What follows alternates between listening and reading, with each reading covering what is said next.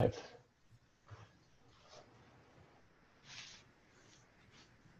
we ready to go? All right. Welcome everybody to the July 23rd, 2020 meeting of the BAR Small. My name is Jay Claypool. I'm going to chair tonight's meeting. With me is a full complement of board members, Bill Huey, Fillmore Wilson, Julia Martin, and Glenn Gardner.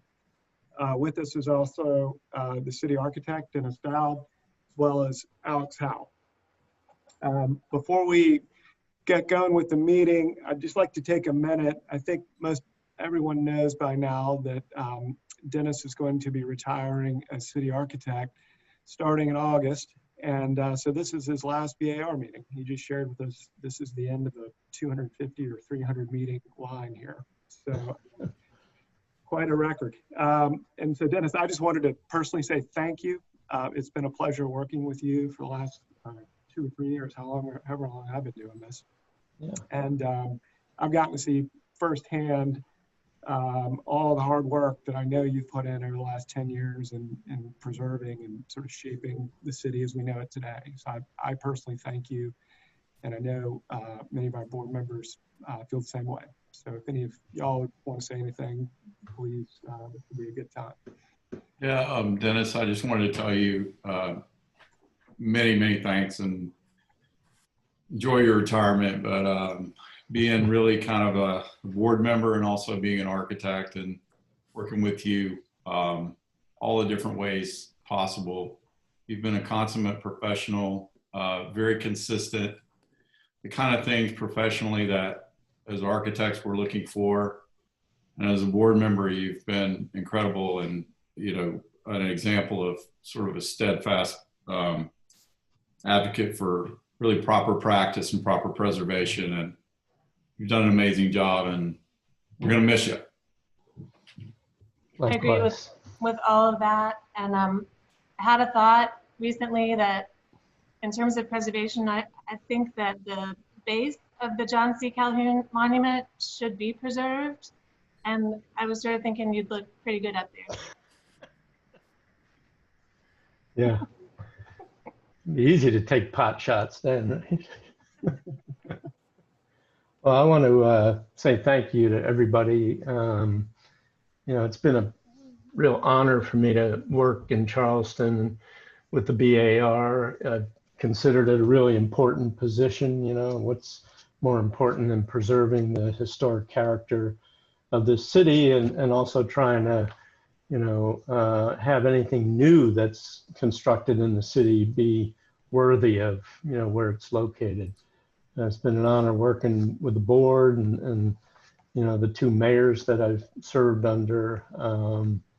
And it's been fun and it's been nice to have a hand in trying to, you know, shape the city a little bit over the 10 years that I've been here. And most of all, I've enjoyed the people I've worked with, and definitely the board members for both BAR, L, S, and DRB. So thank you for the kind words. Thank you, Dennis. Keep up the good work. Okay, ready to go? We'll get going. The order of Dennis's 301st meeting will be as follows. He will give a brief introduction to each agenda item, after which time the applicant will have a 10-minute period of time in which to present. And this is anyone on behalf of the applicant as well. Please, anyone speaking, state your name clearly for the record. You know, I'll talk about it in a second, but as a board, we're trying to do what we can to continue to, you know, move the meetings forward, trying to give respect to those at the end of the agenda. If as an applicant, you have your full 10 minutes, but if you feel like you need less, if the issues have been worked out at staff, feel free to take less. And I'll tell you sort of what we're going to try to do in board discussion. I just lost you, Jay. I still hear him. Can you hear me, anyone? I can. Yes. I can, yes. I'm going to keep talking while Dennis reconnects. There we go. Public comment period then comes on the heels of the applicant presentation. Again, this is sort of collectively a 10-minute period. Also, please state your name clearly for the record. The city will then present its comments and recommendations, after which time the applicant can respond to public comment, staff recommendations, and then at that point, the floor closes. The board will then discuss the matter and eventually vote. What we're going to try to do is be a little more, at least in the beginning of the board discussion, a little more orderly to try to move the discussion along. And again, trying to get the meetings just continue to move. There were a few items, and lastly, excuse me, the board is free to ask questions at any time, and we tend to ask those questions right on the heels of the applicant's presentation. The board, there's been 5 agenda items that were on the originally published agenda that have either been deferred by the applicant or by staff, and we're not going to hear those tonight. Those are item number 2, 74 Cooper Street, item number 3, 139 Wentworth, number 5, 34 Savage, the demolition, number 6, 34 Savage, and then number 1243 Charlotte. Again, we're not going to hear those tonight. I always have to remind myself to turn off my phone. Please do the same. And lastly, I don't think we have that many public comments, but please limit them to architecture. The first agenda item, Alex, Jay, before you do, I need to do the meeting protocol. Meeting protocol, virtual meeting protocol. Yeah, but before I do that, I lost the audio for you for a few minutes. Did anybody else, or was that on my end? It was you. We didn't lose it. Okay, well then, Alex, you may need to jump in if I have internet troubles for some reason. Okay. So the meeting protocol, staff will control the PowerPoint presentation. That includes everything submitted by the applicant by the deadline in accordance with the submittal requirements. So applicants simply need to ask me to advance to the next slide during your presentation, and I'll do that. Applicants, staff, and board members are required to give their name whenever speaking. So please remember to do that. It's important because we're not recording video, we're just recording audio. And video and microphone have been disabled for all attendees, and that's not board members or staff, will only be given the capability to speak when they're called on during the public comment period. The chat and Q&A functions have been disabled for everyone. Regarding the public comment period, the applicants and all team members for the application and the public have been required to register and indicate the project they wish to comment on and submit any documents in advance of the meeting. And just as with in-person meetings, all applications heard today are part of a public meeting format. So if you've registered and will speak during the public comment portion of the meeting, you'll need to state your name and address for the record, and we'll try to remember to ask you that. Those members of the public that have registered will be called in order by project, and members of the public that speak are encouraged to remain in the meeting for the completion of the item that they've commented on, so that if the board has any questions, you'll be available. Staff will call on the registered members of the public to speak for each project, and unregistered members of the public, however, who raise their hand will not be called on. You have to register. Board members should open the participants panel so that each board member can see the status of other board members' microphones and cameras. And board members will be polled by the chair for comments and for their vote on a motion. Each member, when voting, should respond yay in favor or nay, not in favor. And the chairman shall reread the motion verbatim, and the board member making the motion should correct the chairman if he's not read the motion accurately. If a board member needs to recuse, he or she will be temporarily removed from the meeting and placed back in the meeting at the start of the next agenda item. And if the board needs to go into executive session, they will call into a separate conference line, and all video and audio on Zoom will be temporarily turned off until they're ready to return to the regular meeting. staff will issue meeting results, including staff comments and board motion to the applicant following the meeting. And the results will also be posted on the city website. Any additional information, you can contact BAR at charleston-sc.gov or visit the city's website. And a final note, these meetings are being audio recorded. So the first item is approval of minutes from March 12th, 2020 meeting. Okay, we've all been provided with copies of the minutes. Does anybody have any corrections, comments to the minutes? Is there a motion to approve them as submitted? I'll move to approve as submitted. Is there a second? Second. Second by Bill. All right, so I'll call the roll. And please signify your vote by saying yay in favor or nay, not in favor. Bill? Yay in favor. Fillmore?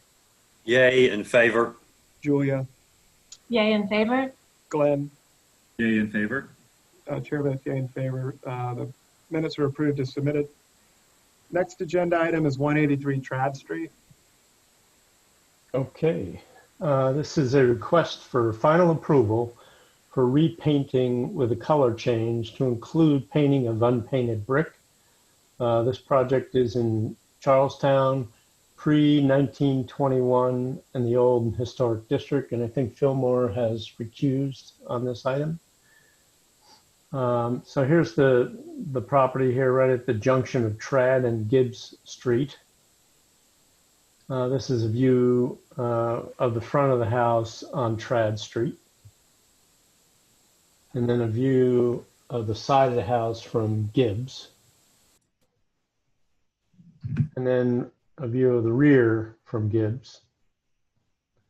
And then across the Gibbs Street from the house. And then across from the house on Trad. And the Sandboard here really doesn't tell us much. This is 1944, but we know it's earlier than that. And with that, I'm going to turn it over to the applicant for their presentation. Okay, I'm allowing Catherine Owen to speak. She's called in and she should be able to mute herself and speak now. Yeah, I think, can you hear me? Yes. Yes. Right. Hi, I'm Catherine Owen, and I'm the owner of 183 Trad Street, and I'm requesting your approval to paint the exterior brick on this house. In doing so, I'd like to point out a few things about 183 Trad that is unique. It's not a brick house. An exterior brick is what I would call a veneer, and it's incorporated into the house as part of a design element for this Tudor Revival style. Over the last decade in which my husband and I have owned this house, the house has required numerous structural repairs. A lot of it's because of flooding and being built on pluff mud. But notwithstanding considerable efforts to replace the brick and to match the brick and mortar, you can easily see the brick that has been repaired.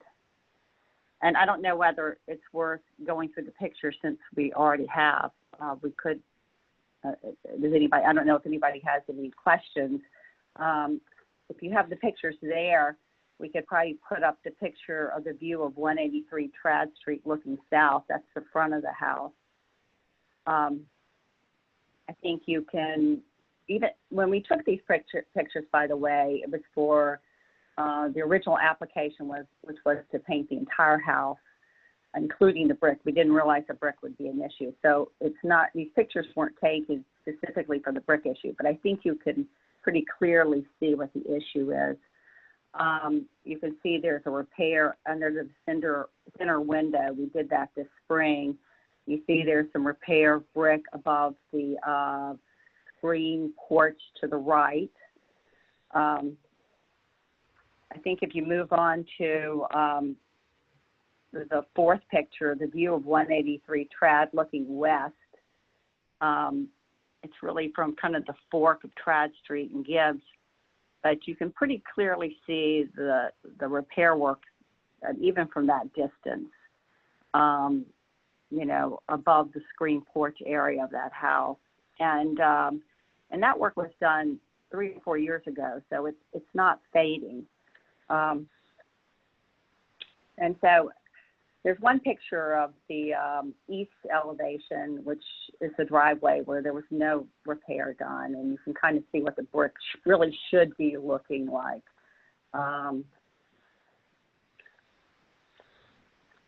But any event, moving on, you know, like I said, this is an example of the Tudor Revival style architecture. The brick on the house is part of the design element.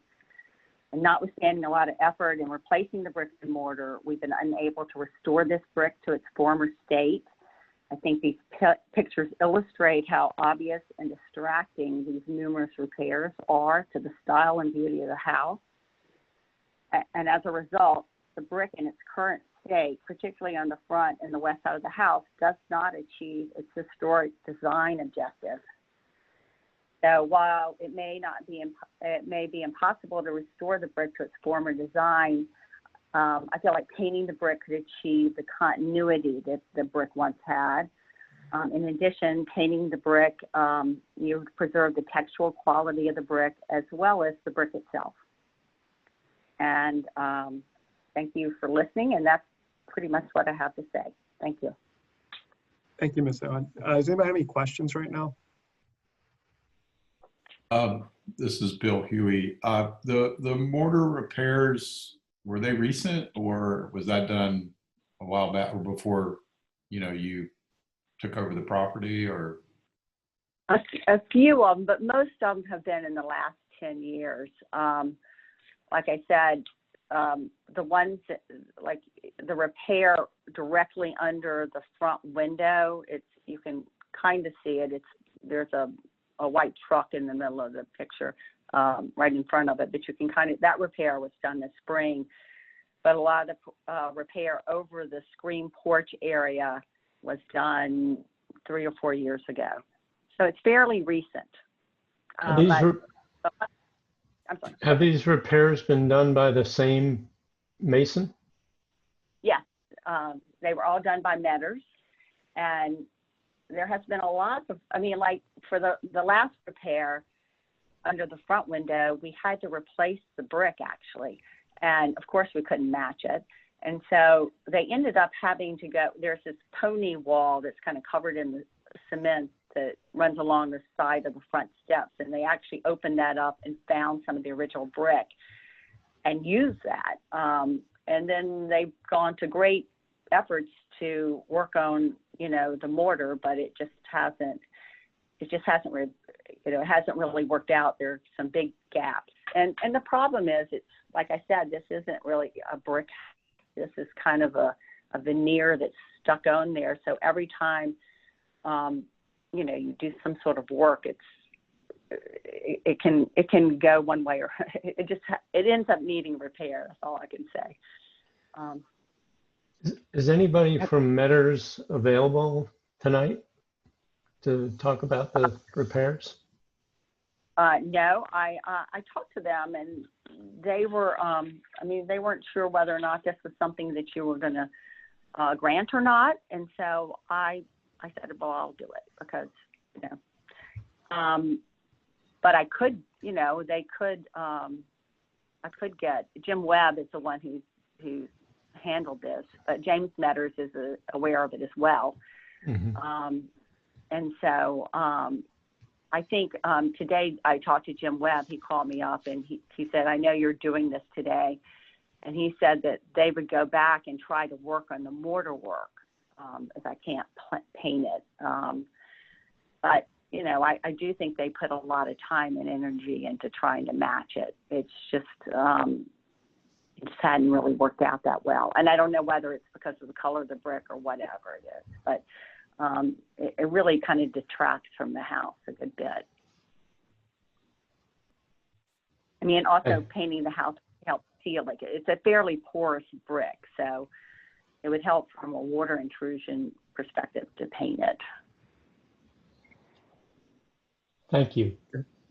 Dennis, anybody else got any more questions right now? No? Okay, I know we have some public comment. Let's see here. Let's see, Alex, do you have some public comment? We have one member of the public speaking and then one letter to be read. Okay, I'll read the letter after the member of the public speaks. Okay. We have April Wood, and you can unmute yourself. Hi, my name is April Wood from Historic Charleston Foundation. HCF has reviewed the application to repaint 183 Trad Street, including the unpainted brick base. The foundation has no objection to painting the upper portions of the house that have already been painted. However, we are strongly opposed to the painting of the brick base. This is a Tudor Revival house, an architectural style that was popular between 1910 and 1940. The unpainted base is a character-defining element of the style of architecture. Painting the base would irreversibly alter this prominent architectural feature that is relatively unique to Charleston. The Secretary of the Interior standards state that distinctive features, finishes, and construction techniques are examples of craftsmanship that characterize a property shall be preserved. We respectfully request denial of the application to paint the brick base. And one suggestion that may have already been looked into is Cathedral Stone makes a product called Silin Lasur, I think that's how you put it, SILNLASUR, that may be used to stain the mortar, and it might, that's the purpose of it, is to kind of blend repairs with historic masonry. So it might be another option to explore. Thank you. Okay, I received an email note from Mary Griffin. She does not give her address, who writes that she does not support the painting of the unpainted brick at 183 Trad. The house is one of the rare Tudor style houses on the peninsula and contributes to the diversity of the historic district. Painting the brick of this house homogenizes it and diminishes the unique Tudor style. So let's go to staff recommendations and comments. Okay, well, our comments are pretty consistent with what's been said already. The 1921 Sandboard maps show the brick first story and half timbered second story as original.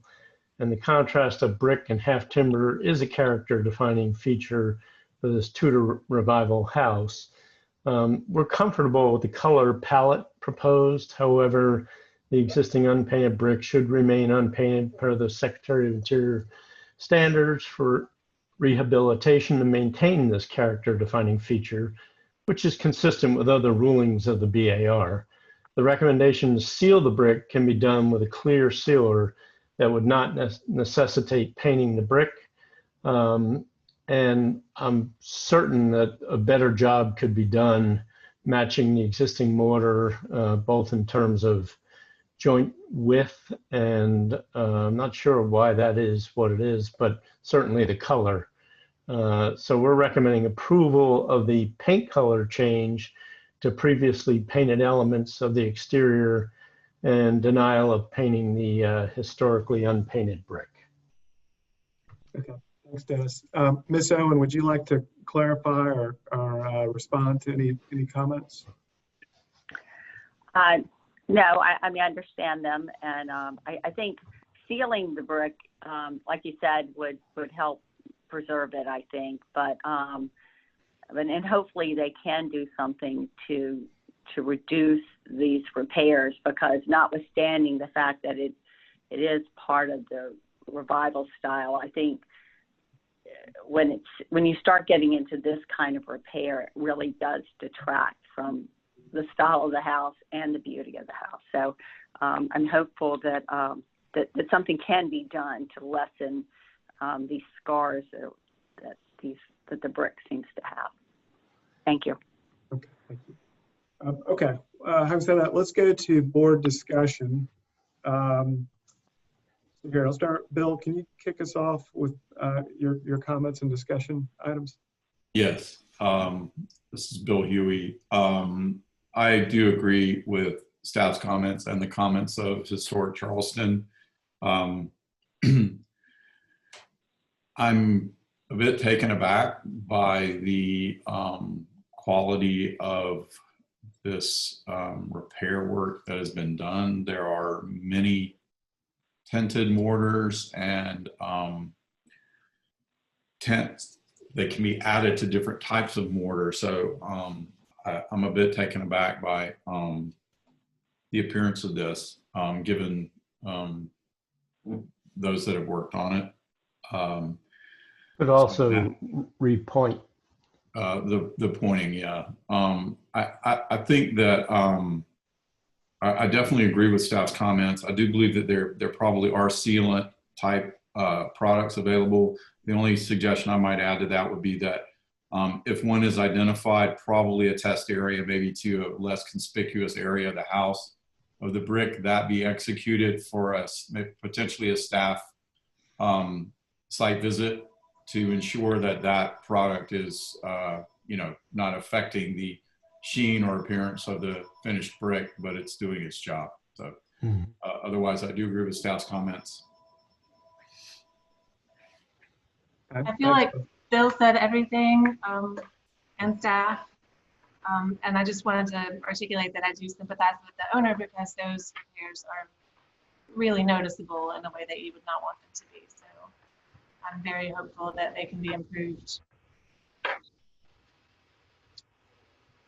But I can go ahead and make a motion for the approval of the color change to previously painted elements of the exterior and denial of painting historically unpainted brick.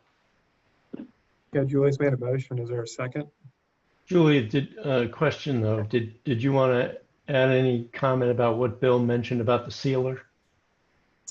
Sure, we could add a board condition to test any potential brick sealers on a small inconspicuous area and let staff review that, I guess. Yeah. Prior to wholesale install. Mm-hmm. I'll second Julia's motion. This is Bill. Okay, so Julie's made a motion for approval of the color change to previously painted elements of exterior, denial of painting historically unpainted brick with the board condition to test potential sealers on an inconspicuous area prior to wholesale installation. That was seconded by Bill. Did I get all that right? Yes. Yes. Yeah. Okay, I'll put that to a vote. Bill? Aye, in favor. Let's see here. Julia? Aye in favor. Glenn? In favor. Chair votes aye in favor. The motion passes unanimously. Okay, next agenda item is 95 Line Street. Okay, and this is a request for conceptual approval for restoration of the storefront and new fenestration along Cumming and Line Streets. It's category 4 building in Canterbury, Elliotboro, circa 1852 to 1872 in the Olden Historic District. So here we are at the corner of Cumming and Line, an old corner store residence above. This is looking at it from Cumming Street, looking northwest, and then looking north on Cumming, and looking south on Cumming with the building on the right, and then looking west on Line, and east on Line. And then our survey card that gives us some detailed information about the buildings, and the Sandboard maps that peg it to the 19th century. One thing of note is that the original kitchen house has been expanded, between 1902 and 44. And then an interesting document that was forwarded to us by Kevin Eberly, who did a sort of a historical background of the building. Some interesting information in there about the various owners. And with that, I'll turn it over to the applicant for their presentation. And we have 3 presenters for the applicant. Okay. I promoted Becky Finno, and I'll find the others.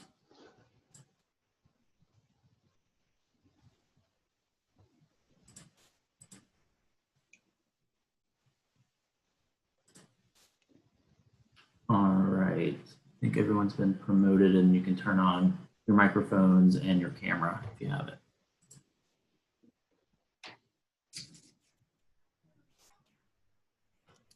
Thank you, Alex. This is Becky Fenno. I'm the architect on the project. I'm with my associate, Nicole Delaire, and the owner is also available, Barry Cohn. First, I just want to give a quick thank you to Dennis for the many years of partnership on just a lot of projects that we've done together. So 95 Line Street, we are really excited to be restoring a very neglected building on a very heavily traveled intersection in the city. If you go to maybe the third sheet, Alex, the Sandboard maps, you just saw these, but really the original building was an L at the corner with the corner store, and the small kitchen house was added in the back and then was expanded. Also, after 1951, as you'll see in the photos, there were many other additions done to the west side of both parts of the building, and the piazza was enclosed. So the building just has had many additions done to it. Again, these are the views on Cumming Street, the Cumming Street elevation, and the corner store that you just saw. If we go to the next one, this is the Line Street elevation. And then this is at the bottom left, that's the west elevation looking across the open field where the tenements used to be located at 97 Line Street. These photos are taken primarily from the property itself, but they illustrate the additions that were done on the west side of the kitchen house there at the rear. And it shows the metal fire escape that gives access to the second story at the moment. This is the existing site plan. If you go to the next to the proposed site plan, from a site planning standpoint, we're requesting a wood site wall at the west elevation, kind of at the top of the drawing. And then we're requesting to take off the metal stair and do a new wood stair accessing the second floor, and enclosing a little bit more of that open area right there in the rear kitchen house, which is really only visible across the field from Line Street. And then we're also asking for some work at the entry to the the existing wall, to stucco that existing wall and add piers with lighting. So that's sort of the scope of our site plan. From a floor plan standpoint, I'm going to kind of go around the building from the top right, which would be the northwest corner on Line Street. We are requesting to take off the non-historic door there and install a window there that would align with the window above. There's been a lot of reframing in that area. So we think this is an appropriate request. And then as we come around the corner, we want to restore the corner store. And then as you go along Cumming Street, there are two transom windows there that we are requesting and there's framing on the interior giving evidence of full height double hung windows. So we're requesting, you'll see the elevation in a minute, the replacement of those small transom windows with full double hung wood windows. And then the next opening next to those, there's another space where there's new framing where we think there was also a full height wood double hung window. And we're actually thinking of moving that window number 4, which is just above Alex's cursor on the left. We're thinking about moving that window number 4 that's not visible to the street when we do this work. And then as we move to the very back of the kitchen house along Cumming Street, we're proposing to remove a Victor-built window that's right there and move the historic window that's at the very end into that position. We'll look at that on the elevation. And then when we go around to the interior, kind of more private space of the building, we're requesting to enclose more of that space there and create a wood stair to the second level. And then we'll enclose the HVAC with wood lattice. When we go to the next level, we're really, the only work we're actually doing is in the area of the stair. So there's the wood stair accessing the outside to the second floor. And then we're doing 2 wood double hung windows there that you'll see on the elevation that are really minimally visible. So if we go to the elevations, this is much clearer, I think. If we start at the far right with the restoration of the corner store, and we have some precedents in our submittal for kind of the paneled base, and then the wood windows and transom windows above, and the restoration of the cast iron column at the corner. And then as we move to the left, this is where we're proposing to replace those 2 transom windows with wood double hung windows that match the other windows on the first floor. And there's evidence of those framed openings on the interior. And then to the left of that is we're proposing that window there, and there's also evidence of framing for that window. We're leaving the door of the hyphen as it is. And then when we move to the left to the end of the kitchen house, this is where we're proposing up above, that's a new Victor built window in that position. And then the window to the far left, number 5, is an old window that we want to move to the right into that position.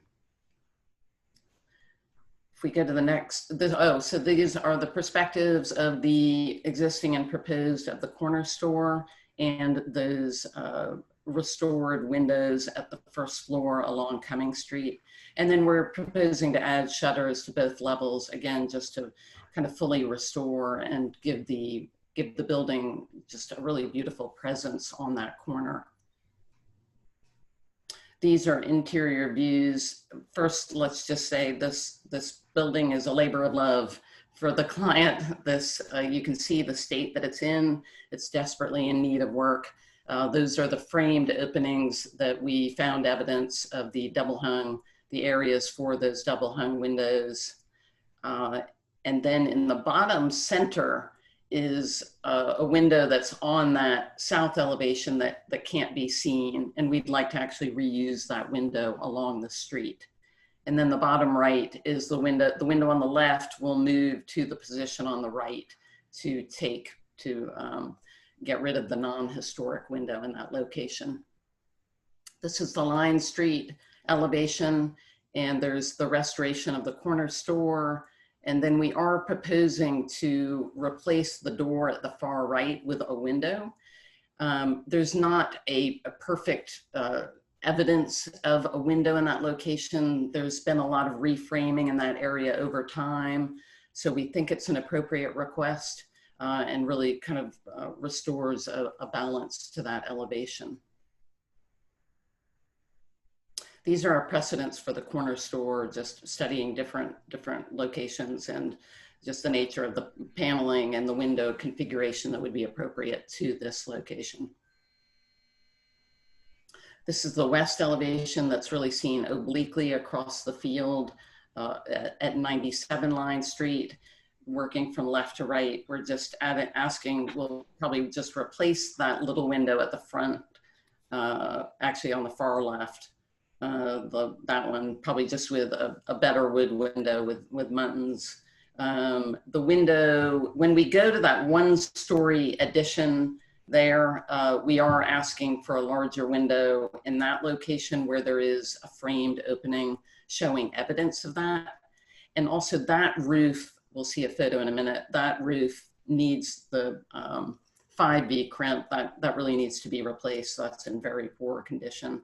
Though we will be leaving the turn metal roof, the main building roof will be leaving in place. And then when you go to the right, you can see the new wood stair coming down. And then there's the replacement of a second floor window with a double hung window to match the window next to it. That's currently a metal window that's a 2/2 horizontal. And then we are asking for a little bit more of an enclosure on that first floor of the rear building. These are some photos of that west elevation. On the bottom, you can really see the condition of the roof that needs to be replaced. And that's the one-story addition that was done along the extent of the building. And at the top right is really the evidence. You can see the old framed opening for a full double hung window there. These are other views of the rear of the addition and the area where there's a lot of equipment right now, the water heaters and condensers, where we're requesting additional enclosed space. This is the south elevation, which we're pretty much leaving. We're simply going to add shutters to the windows. We'll kind of leave that asymmetry, and we'll add a little bit of trim over that column just to kind of clean up that opening a little bit. And these are perspectives showing that kind of what's visible as you come up Cumming Street, and the existing on the left, and then our proposal on the far right.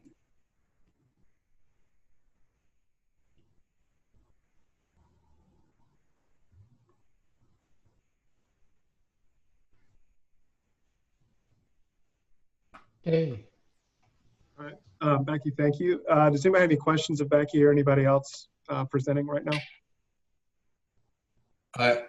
This is Bill. I just wanted to see, Alex, can you go to the slide with the? It's actually, I'm actually controlling the PowerPoint, but go ahead, Bill. Yeah, that's right. I'm calling it a slide. Can you go to the image with the, Becky had some inspiration images, just oh yeah, forefronts and stuff. I just wanted to look at that sheet a little bit. Yeah. Actually, the one on the top left is across the street from us. And then obviously the other ones are ones that in the area that we kind of studied just to see what would really be appropriate for this. And also using kind of what's the configuration that we have when we remove the T111 and the plywood. You know, what we have sort of more frontage, as you can see, on Line Street and a little bit less on Cumming. So we were also kind of studying storefronts that had that same configuration. Okay, thank you. I had a question, Becky. Does the owner of 95 Line also own this lot? They do, yes. Okay, because you're doing work there. I just wanted to confirm that. Becky, Fillmore here. I have one quick question on the Line Street elevation drawing. Yes. O2. The first floor window on the west side, it may just be an optical illusion for my eyes. Is the window behind the shutters existing? I know your note said to restore, or is it a modern window? Do you know? It's existing, Fillmore. It's there in place. We took the shutters off and we can restore it. On your drawing, it reads, to my eye, reads narrower than the second floor windows. Is that an optical illusion, or is? I think it's an optical, it must be an optical illusion. I'm not sure. It's the same size as second floor windows above it, right? Yes. Okay. That was my. I think the closed shutters are making it feel that way. Yeah, I tried to hold a straight edge up to the screen and see, but I really couldn't get a view of it. It just to my eye, it looked narrow. And I was just curious if there were a newer, more modern window, and then maybe that opening had been closed in. Well, go ahead and hold that straight edge now. Go ahead. Go ahead.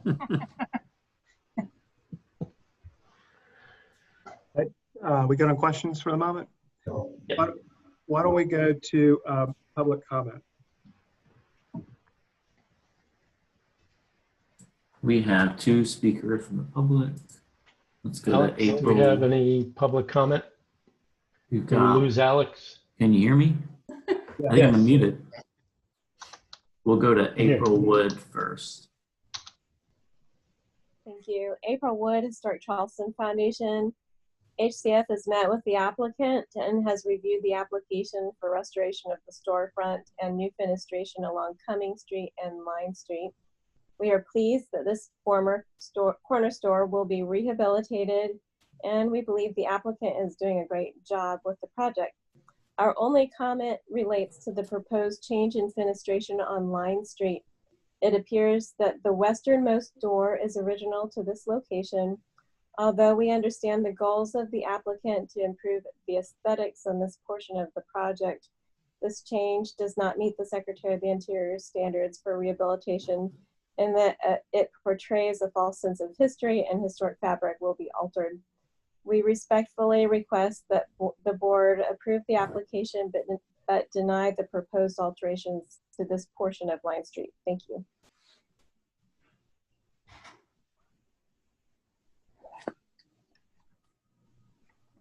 Can y'all hear me? I think my Yes. screen froze. We can hear you. It's not letting me do anything. Okay.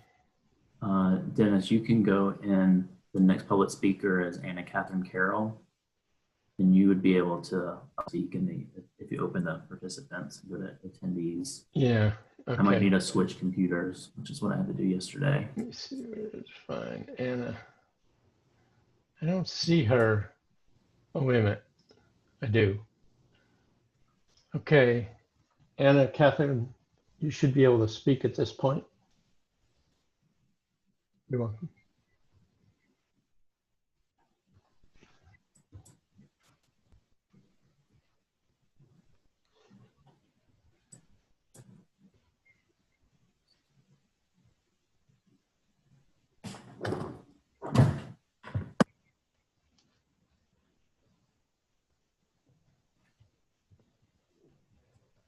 Okay. Alex or Dennis, can we get a staff recommendation? Yes. Well, first I want to say thank you, Becky, for your kind words. This is a much appreciated restoration of this building. Really a good thing happening. I agree with the preservation groups about that. And it's generally a very positive renovation to reconstruct a historically appropriate storefront, return historic fenestration, and add back shutters. Site work on the adjacent empty lot to the south will need to be reviewed separately. No, actually that's not true because it is owned by the same owner. Additional enclosure of the first floor of the west elevation is minimally visible and only affects elements of the post-1955 porch. The alterations help clean up the visual clutter of the existing enclosures. So we're recommending conceptual approval and final review by staff. So Dennis, to be clear, okay, so there's no staff comments. It's basically conceptual Right. approval as submitted. I got it. That's correct. Okay. All right. Thank you. All right. So we're now in board discussion. Fillmore, can I start with you to see what your comments might be, and then we'll go down the line from there? Yes, I really don't have any. I am in agreement with staff.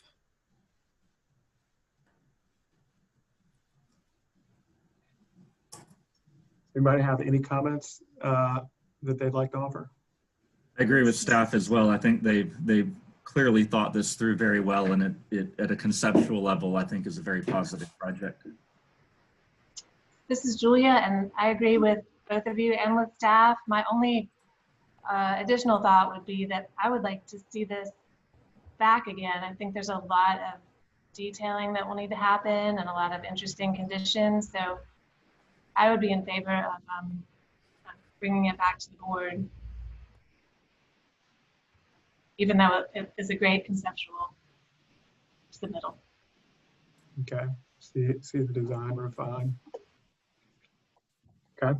Does anybody have any thoughts on that concept of just seeing it again? I'll put a motion on the table. Okay. It's Glenn Gardner. I'll make a motion for conceptual approval with final review to be back before the board. Okay. So Glenn's made a motion for conceptual approval is submitted, final review by the board. Is there a second? second that. Second by Julia. I'll put that up for a vote. Okay, so Bill, I in favor. Fillmore, Yay in favor. Julia, Yay in favor? Glenn, Yay in favor. chair votes yay in favor, passes unanimously. Okay, next agenda item 11 on St. Philip. Okay, this is a request for conceptual approval for new construction of an office building utilizing existing remnant walls of the previous structure. This building is not rated in Charleston Village, circa 1915 in the old and historic district. So this is the building here, was used by the school district for a long time, had some significant vine growth on it, and back in May of 2016, the BARS deferred a partial demolition request on this project. But then in March of 2017, portions of the roof and south wall actually collapsed. And then in March of that same year, same month, BAR staff approved a stabilization plan of the partially collapsed structure. And then a month later in April, we approved a partial demolition of the collapsed portions and stabilization of intact walls. And then on December 22nd, 2019, just last year, we approved partial demolition of the west and north walls and stabilization of remaining portions of the southeast and north walls, and restoration of the south section of the south wall to its full height. And you'll see that as we look at the project here. So this is what remains of the building, and this wall here is what I mentioned was one of the conditions of approval, was to restore that to its full height. This is a view looking south on St. Philip. So the building is over in this area here. And then looking north on St. Philip, it's out of the picture here. Sandboard maps peg this at between 1902 and 28. We know it's actually 1912. And with that, I'm going to turn it over to Mr. Bello for his presentation. Alex, if you could allow Eddie to speak, unless you need me to. Okay. I'm working again, I think. Okay. I'll let you know if something happens, but I believe he's been promoted and can unmute himself and turn on the camera. All right, can y'all hear me? Yes. Yes. All right, can you see me? I can't see myself, but all right, well, this is Eddie Bello with Bello Garris Architects, and I wanted to say a couple of quick things just to echo the board about, I was going to say I'm glad that I'm here for Dennis's last BAR meeting, but that doesn't sound very good, so I didn't want it to sound like that. But Dennis, it's a thankless job, and just want to say thank you for the hard work and dedication and your consistent persistence of excellence. So we're going to miss you, and I'll see you down at Moe's to trade some more stories soon. Okay. All right. So again, I'm Eddie Bello with Bello Garris Architects. Also on the line is Colin Colbert, who is our client and the owner. And I think Audrey Randall with my office is on the line as well. And Colin may have to answer some questions, but hopefully not. All right, so Alex, are you? Eddie, Yeah. Alex, have they been allowed to speak? Just No. Colin, I think, would be the only one. Do we Okay. know? I But- don't see him here. Do you know if he called in? He may not have. I just told him the meeting. It's okay. Don't. Sure. Hopefully, you won't have any questions that I can't answer. Okay, and so Alex, are you controlling this? Sorry. I am, Eddie. Okay. All right, Dennis. Okay. Well, as Dennis said, this is a little bit of an unusual project. We have this remnant. We're calling it a ruin in our office of the historic building. Actually from the sort of the, we were not involved at all in any of the demolition or any of that. We just sort of picked up more recently with this remnant on the site and how to work with it for our project, which is a new office building. Next slide. I think I personally was right away very interested in keeping as much of this as we could, even before I found out that Dennis, that was some of the conditions of the board. It's just it's an interesting, elegant little piece of architecture. It's part of Charleston. So the goal was always to figure out a way to celebrate that piece of history. Next slide. I think everyone's pretty familiar with the context. It's next to Meminger. Our site is a very narrow, 20-foot wide site. I'll show you the site plan in a minute. We are directly adjacent to a very large parking lot for Meminger. To the north there, to the right, is a one-story building. Looks like, I'm guessing 1915, somewhere in there as well. And then across the street, of course, there's a giant parking garage that goes to the entire city block. Next slide. This aerial shows, again, that giant parking garage. It shows the previous building that was there. And I think one of the takeaways, y'all all know, but this part of Charleston is fairly diverse in its architecture. You've got a few historic houses right there at the corner of Wentworth and St. Philip, but we've got Meminger to the south. We've got this pretty bad 70s garage across the street. There's the Restoration, the Jewish Studies Center over there to the left. And then, anyway, point being, there's not a real overwhelming architectural style in this one part of the city, not like it, say, South of Broad might be. Next slide. Okay, again, I think everybody's fairly familiar. If you haven't been out there, people kind of know this site. But if you look to the view, those two views in the middle, you can see where our site is. It's basically that narrow strip of land fronting this parking lot. A bit of a challenge. Next slide, Dennis. I don't think we need to go through this, but look at, it is pretty interesting that these are these sort of time capsule of Google. The top couple that you can really see what the building looked like. It was a really interesting building. It's very asymmetrical. It's kind of a Mission. Word hodgepodge. It's kind of mission style, but it's just very different. You've got arches and you've got squares and you've got 3 windows in one spot. Anyway, just interesting. And of course, down at the bottom, that's what we have now.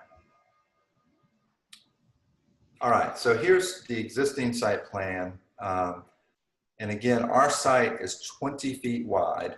We do have an easement to the south, which allows us to have windows on that southern facade, but we can't have any windows if we build to 20 feet to the property line on the north or to the west. And what we're showing here, and I'll show it a little better in the elevations, but at the existing historic wall, we're asking for an opening, in the center of the wall, right? No, on the east wall, We're also showing that low coping wall, which I do not think is historic, to be removed. And you'll see some of that in a few minutes. Next slide, Dennis. Again, here's existing and what we're proposing, and I'll show it a little better in another view. All right, so here's the proposed floor plan. So first off, with the historic component, our plan is to basically leave it as is. Now, we want to shore it up with an interior structural frame that would be inboard that you'd see. And we'd want to repoint the brick, whatever we need to do to stabilize it so that it doesn't go, so that it doesn't deteriorate. I think at the top of the wall, we'd want to probably have like a stucco or a concrete wash or something. I mean, we've got to do that. That's a detail, but point being, we want to keep it as is, sort of in its state of stopped ruin. Now for the new building, we have intentionally held it off a couple of inches on that north wall, but then we actually, because the ruins asymmetrical with what's left, we have a little opening on the south there. But we filled up the entire lot. Again, it's only about 1,600 square foot of floor, but again, that was just part of the program. Next slide. Second floor, fairly simple.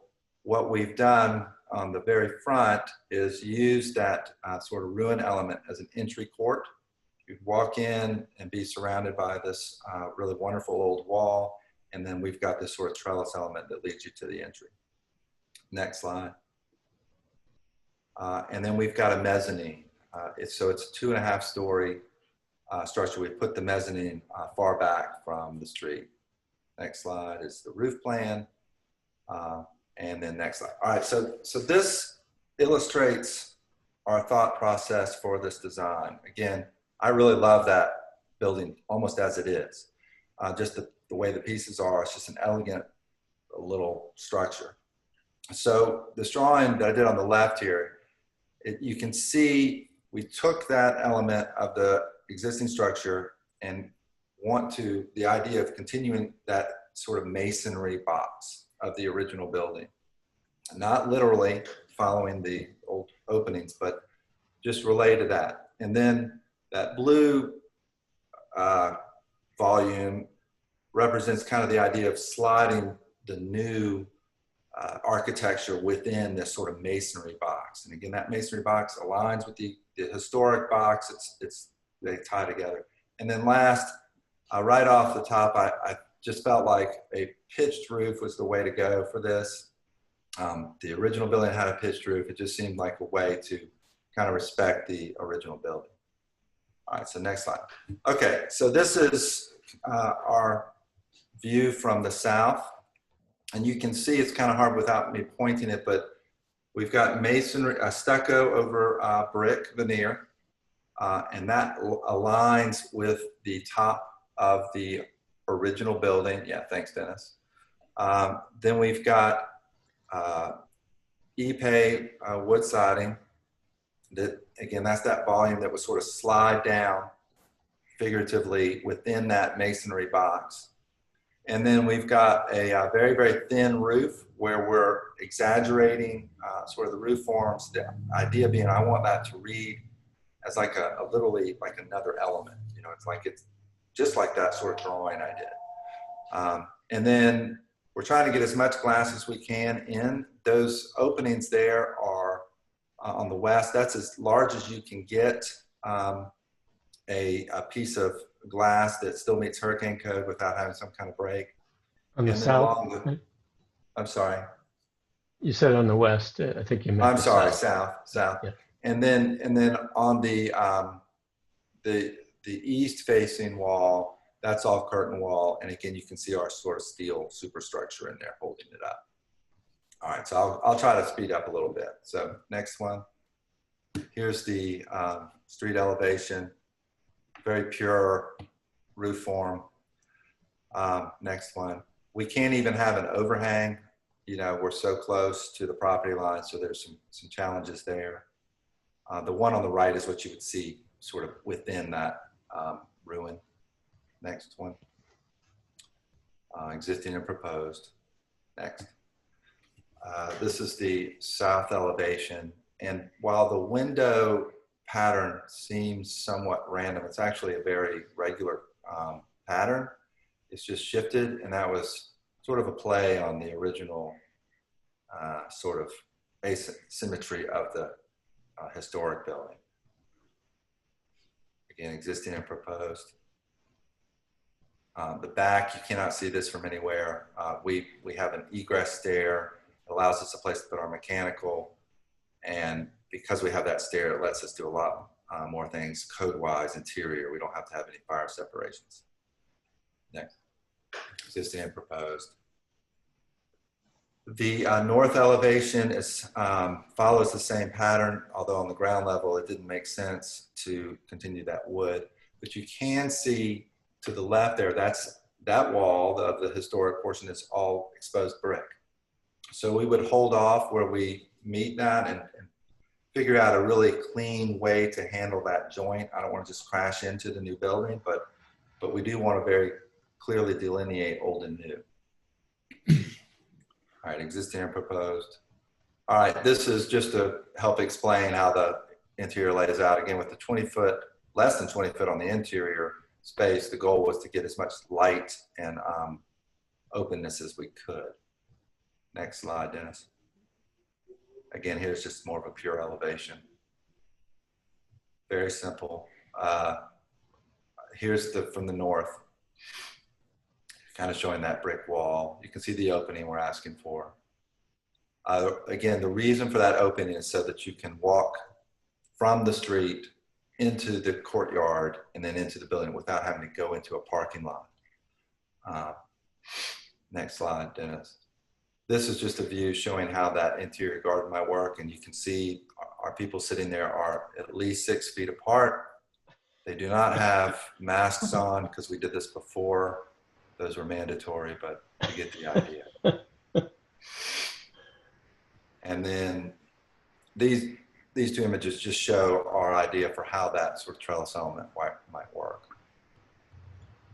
So that's it. We think it's very simple, respects the historic building, and we're real excited about it. So I guess we're ready for questions. Thanks, Eddie. Board, any questions right now? Yeah, this is Bill.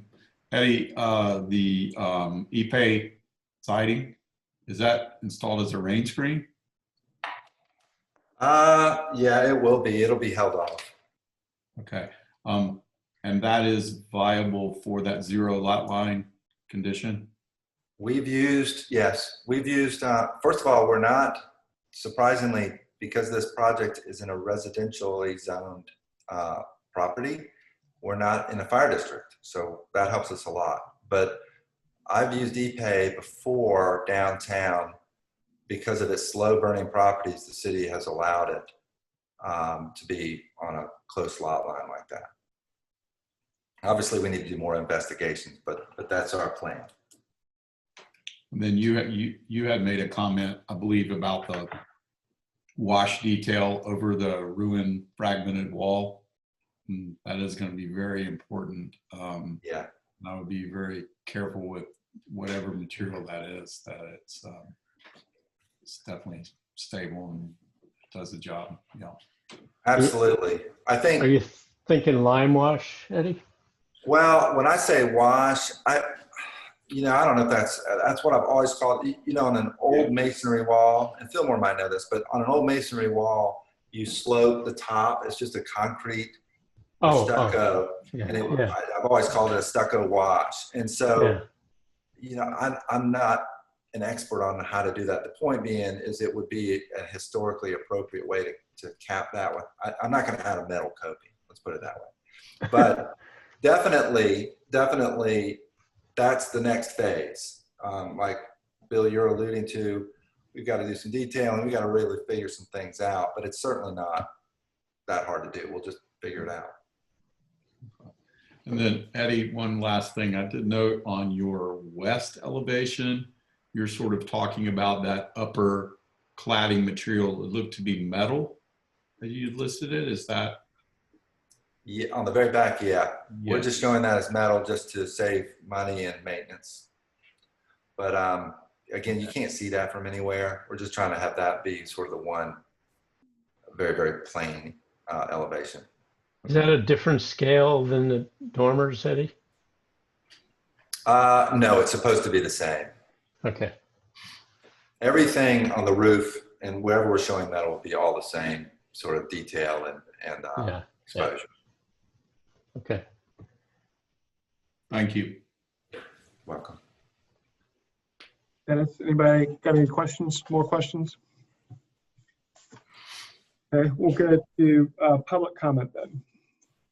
We have 2 people speaking. I'll go to April Wood first. This is April Wood, Historic Charleston Foundation. HCF has reviewed the application for conceptual approval for new construction of an office building using the existing remnants of the previous structure. We are pleased to see the stabilization of the remaining structure, and we believe that the design of the office building offers a respectful contrast to the remnants of the historic structure. Our only comment is about the structural framing within the remnant of the previous building. We would prefer that the structural members are not visible from the street on the south elevation. The height of the reinforcement should stop at the height of the wall. More information should be submitted on how the tops of the walls will be treated to prevent further future deterioration. We recommend approval of this application. Thanks.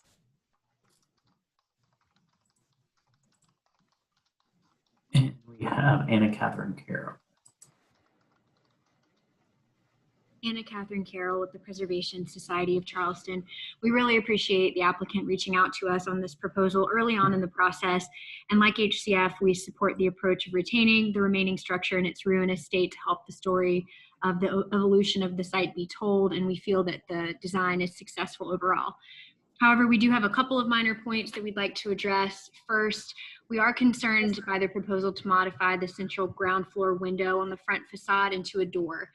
There is so little historic fabric remaining that we feel it's important to preserve it in its current state to the greatest extent possible. So we would ask for further study of alternate entry options on the side of the building. We would also ask that the historic ironwork that existed on the front masonry wall be reintroduced through the redevelopment process, referencing photographic documentation prior to its removal. And with regard to new materials, we feel it will be important to ensure that the roof material that's chosen has a matte rather than a shiny finish. But otherwise, we are supportive, and thank you. Okay, Alex or Dennis, how about staff recommendations? Okay. So, the applicant and owner have worked with the BAR staff since the last time the property was before the board in 2016 to review stabilization and partial demo of collapsed portions. And one of the conditions from that approval was to restore the south section of the wall to the full height. And I'm talking about, this thing right here, restoring this to its full height. We feel, this is appropriate to avoid the sort of quote ancient ruin look and to better stabilize the remaining structure. It would also help to disguise the structural steel stabilization that was mentioned by April. This proposal retains and stabilizes the remnants of the collapsed building, notwithstanding my comment above, without attempting to recreate the building. We feel it's a very elegant solution that defers to the original building, but is strong in its own right. And the new construction behind the remnants refer to the previous building, but it's clearly differentiated, although the stucco color should not match the existing for differentiation. Metal on the side of the dormers should be the same metal as the metal roof. Relocate the gates to the trash enclosure to the north side of the enclosure so that a solid fence faces the street, and detailing of that fence should be of the urban fence style, painted Charleston green or black, just to make it go away. Provide details of the steel support structure going forward, depicting how it will permanently stabilize the remnants and be attached. And staff does not have a problem with the new door on St. Philip, which allows one to better experience the original building as you enter from the street and not have to, conflict with cars going in and out of here. So we're recommending conceptual approval with staff conditions noted. Thanks, Dennis. Eddie, you want to say anything in response to other comments? Well, sure. I think all the comments, I don't have any major issues with. I think we do want to keep that entry on the front. I think it's important to be able to access this building directly from St. Philip Street and not have to walk into a parking lot. The only comment that I respectfully disagree with is the idea of building that entire southern wall back. I wasn't aware that was something that was discussed. I mean, the board didn't make that, but that was something that Dennis and the prior owners kind of worked through. I will say that's problematic for a couple of reasons. One, like I said, there's not a lot of opportunity for natural light for this building. This is the one area where we can get some good natural light in. Dennis, if you could flip back to, like that view shows the natural light coming in. Imagine if there's a wall on the other side there, like you can see on the left, it would dramatically change that. And then also what I worry about is rebuilding that wall then would come in so close, it would really close in, and you wouldn't have this, we were very intentional about the separation between the old and the new. And without literally, we're aligning, doing all these things to work with it. But we, the closer you get, then it feels like you're slamming up to it. And so I think we would rather keep it open. I understand sort of Dennis's thoughts, but the goal would be to stabilize it as much as we can in place. It's honest. We're not making it look any older than it is. We're not trying to fake it. But we would push, if we can, to keep that southern wall as it is. For the steel, I think we can keep studying that. This is an architect showing how steel framing might work to stabilize. I'm sure once we get some true engineering involved, this will change some, and we can certainly work through that if that's a board concern. Thank you. That was my response. Okay. So board discussion. If we could start with you to get us going. Sure.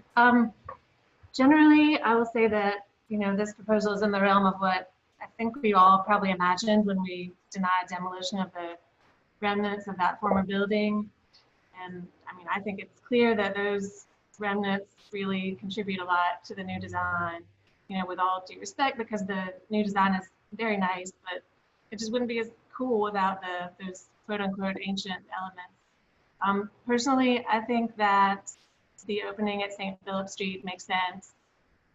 And I would tend to agree that reconstructing that south wall is not necessary, or would not even be positive in my estimation. And I think that's about all I've got. I do agree with, I think it was Preservation Society who requested a matte finish on the roof, but that's, down the line. Generally, I think this is very good.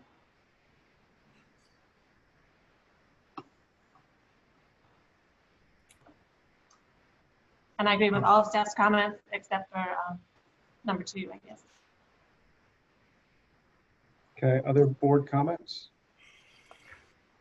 This is Bill. I do agree with that summation that Julia made. I think that although the entrance off of St. Philip Street is new, one thing it does is it actually does allow the old portion of the building to be an experience of entry and passing through. It basically, if it was left to ebb over to the side, it would almost be almost forgotten space, except for its use as a courtyard. And this wash detail is going to be really, really important. I have to keep harping on that, just because of the fact that the wall is sort of, the fragmented appearance.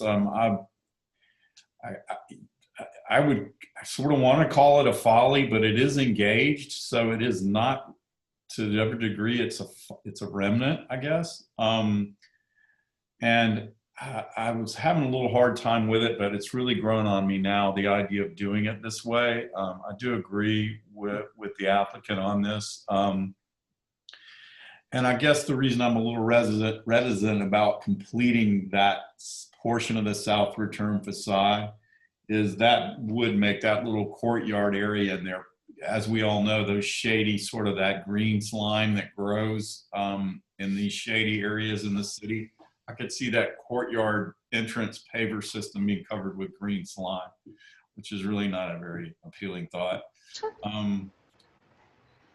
And one thing I didn't bring up earlier, but I know that we will be looking at this again with a more thorough review of materials. That overhang being so prominent off the new building, I neglected to ask you, maybe you did describe it in your presentation, but that material, and it looks like that probably would telegraph into the finished space of the building as it's a glass wall. But I'm very encouraged by what this is doing. I think it is something that could be a really nice addition to the city if it's executed in just the right way. So yeah, I know, Eddie, you're a pretty meticulous architect. Keep your meticulous hat on and make this work. And I really want to see that wash detail. Okay. Can I ask Eddie a question? Eddie, do you know, is this stucco or is it stone, or what is happening up there? You know, I don't know. I think it's stucco, but I could be wrong. Because, you know. Stucco is not waterproof. I'm going to throw that. No, I was going to say that, you know, it might be better to be stone. Well, if it's okay for me to say a couple things, completely agree. A lot of study has to be done for how best to handle that top of that wall. We just haven't gotten there yet. And that's the next step. Okay. Glenn or Fillmore, anybody got any other comments? I'd say that I'm on board with my fellow board members with this. This is going to read as a ruin, whether you rebuild that south portion of wall or not. And I think probably, since it is reading as a ruin, it's better to leave it in as close to original, its current condition. It's not original. As close to its current condition. In other words, honestly, just simply what is left of the building. And so I'm a little less in favor of restoring that south section of wall. I quit. Oh wait, okay. I already retired. You can't quit. I'm not beating up on you, Dennis, particularly not on your last day here. Just, when I read the comments, I'm sitting there going, I'm just really struggling with that. You already quit. There's no walking. Come on now.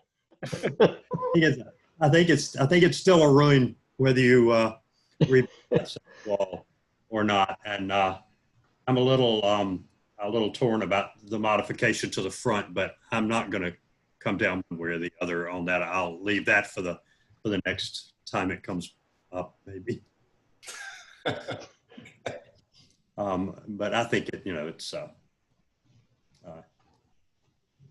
I think that just to Eddie, I think the new structure is really handsome, and coming from someone who generally much prefers classical architecture. Okay. But I really think that thing design works. So thank you. Thank you. That's great to hear, Fillmore. Any other comments, or somebody want to make a motion? I can make a motion for conceptual approval with staff conditions, except for number 2. And just a board comment that we're especially interested in preservation of the existing masonry and the steel structure and all the other details. And the existing masonry and the what structure? I'm sorry, Julia. The steel bracing. Steel bracing. I got it. And I guess, Julia, to your point there with that steel bracing, I think that's a really good point. So are we sort of requesting that the applicant have that vetted by the engineer? He had stated it's an architect's pass right now. So that would be, the next representation would be a true engineered representation of that structure, right? Absolutely. Great. I will, this is Bill, I will second that motion. All right, so the motion on the floor is conceptual approval with staff conditions other than condition number 2 noted, and a board condition to show engineered representations of how the existing masonry will be preserved and the steel bracing. Is that right? It's close. Close. Close enough. I mean, close enough, I guess. Yeah. What I had said was we're especially interested in preservation of the existing masonry, including the steel bracing. Right. I'm trying to make it understand. like an action verb. Like I know we're Okay. interested in it, but like what said. What you said is good. Yeah. What you said is good. Okay. Well, you might formally want to modify the motion, Julia, as per what Jay said, and then re-second it. Jay, can you articulate that for me? Sure. I would tell you what. So I had our motion was conceptual approval of staff conditions other than number 2 noted, and a board condition to provide or show an engineered representation of how the existing masonry will be preserved and the steel bracing. Is that Sure. making any sense? Yeah. Yep. All right. So Julie made that motion. Bill seconded it. I'll put that for a vote. Bill? Yay, in favor. Fillmore? Yay, in favor. Julia? Jay in favor? Glenn? In favor? Everybody's yay in favor. Motion carries unanimously. All right, thanks everyone. Okay. Thank you. Next agenda item is 15 Beedens Alley. Okay, and this is a request for preliminary approval for new construction of a single-family dwelling in Charlestown in the Old and Historic District. Okay, here's the location of the property here on Beedens. And this is a view of the site. And then a view of Beedens Alley.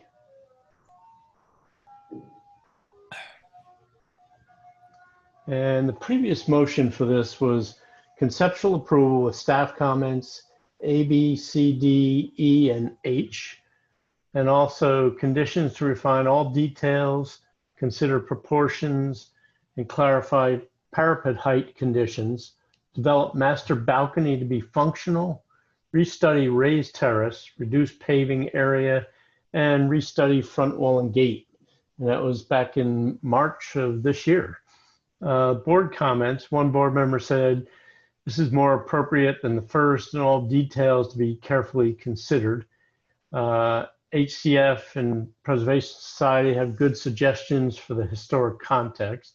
Another board member said, detail refinement is necessary. New building has some leeway. Sympathetic details, agree with HCF and PS staff. And massing and orientation are all positives. In general, the appearance is fine. A third member said the preservation group's comments are pretty accurate. If joints can't go away, then the building ought to be all brick, and brick on the bay is a better route. Design opportunity with the balcony should be looked at and should have a planting bed along the wall at the north property line. The front garden wall should be one thing, creating a false sense of something happening.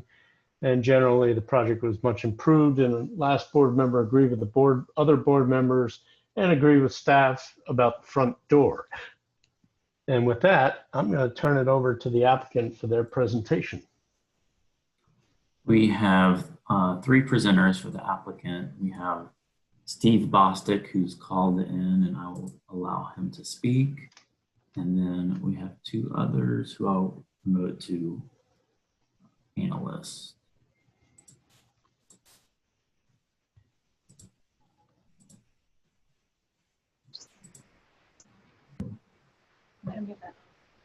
Okay, I think everyone has been either promoted or allowed to speak. And you can unmute yourselves and or turn on your cameras. Hey guys, this is Aaron Eid with Architecture Plus. Can you hear me? Yes. Yes. Okay. All right. Well, good afternoon, everybody. I appreciate you having us. My name is Aaron Ead with Architecture Plus. We're looking at 15 Beedens Alley. This is not our design work or our submittal.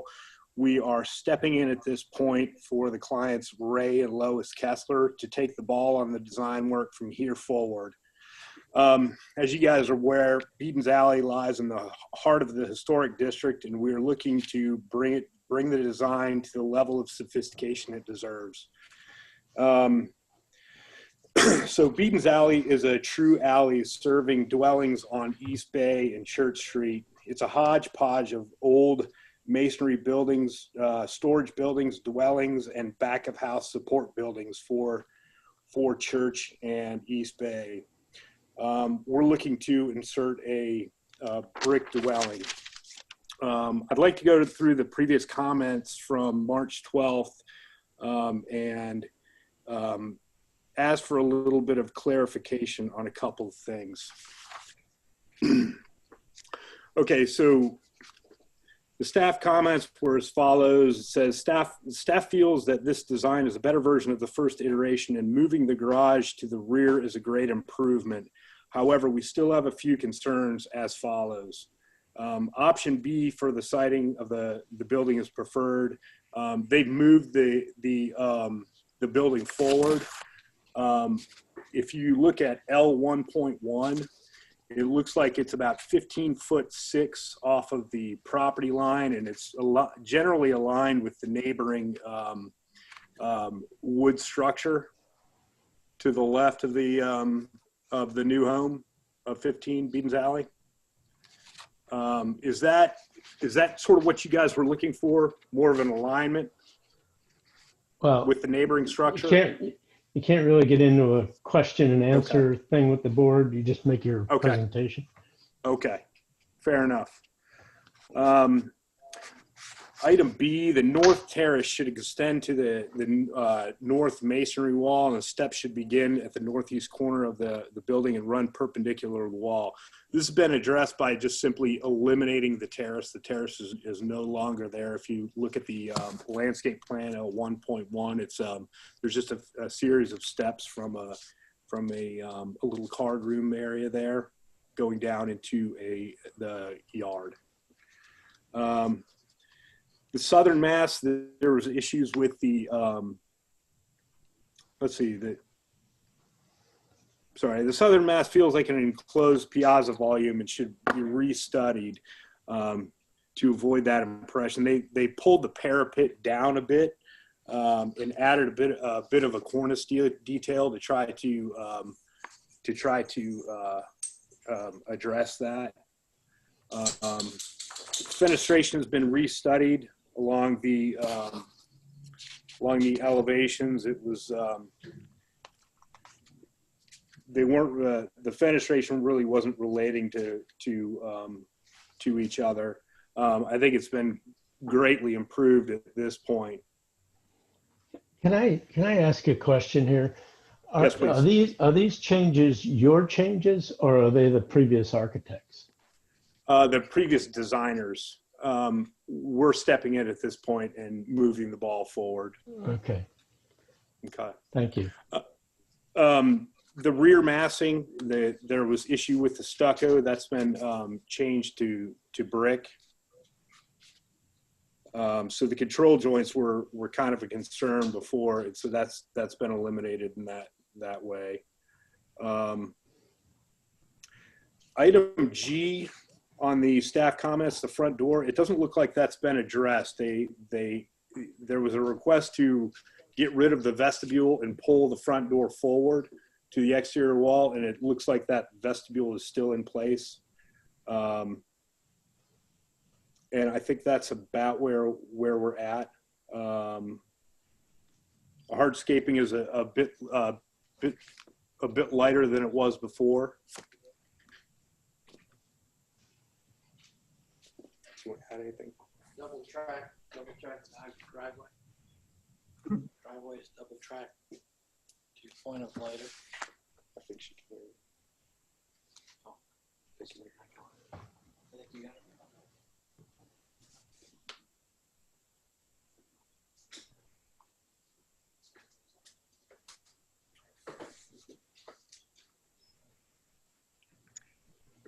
Aaron, are you still?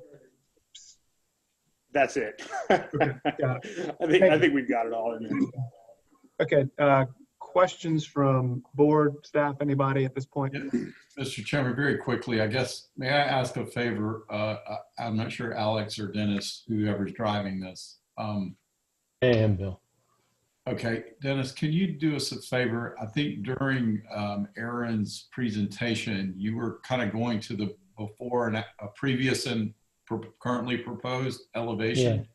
Yeah. Could you do us a little sweep of that just real quick so we can take this in? You want me to do that or you want them to do it? I think they should. Yeah, I guess. I can kind of take you through. Yeah, I'm just trying to, I know you just did it, but it's easier if we're looking at the drawing as you're talking. Yeah. Okay. You want to start right there? Sure. If you can just go around the building very quickly, I apologize, but it's easier to. No, that's okay. That's okay, Bill. All right, so this is the previous east elevation. There was some issue with the parapet height to the left. It looked like there was some issue with that looking as sort of a piazza. And then also you can see some of the stucco on that rear massing to the right. And then also you can see the terrace area as well.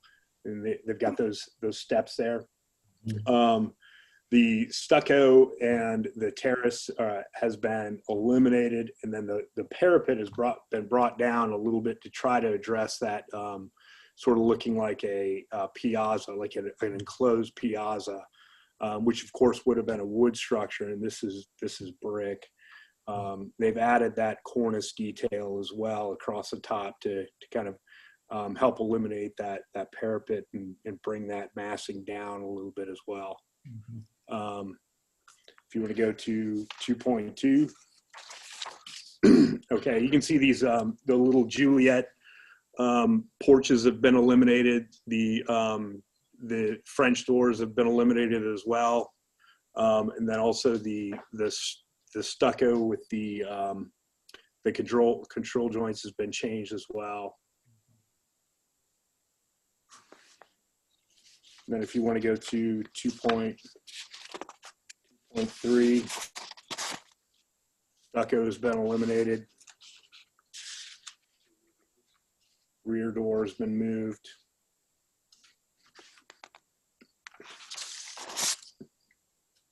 And then 2.4, you can see how the fenestration was really kind of all over the place, and that's been cleaned up quite a bit. And then, of course, the stucco has been changed to brick at the rear. Okay, thank you. That's a big help. Okay. And the flat roof is now pitched roof there. Mm-hmm. Correct. Any other questions before we go to public comment? I have a Fillmore here. A couple of quick questions. What's the roof material on the low slope? I believe we're going to do that as a standing seam. Standing seam. Okay. On a 1 in 12? Might have to look at that. Yeah, even a 2 in 12 is tricky. You can do it. It's tricky. Yeah.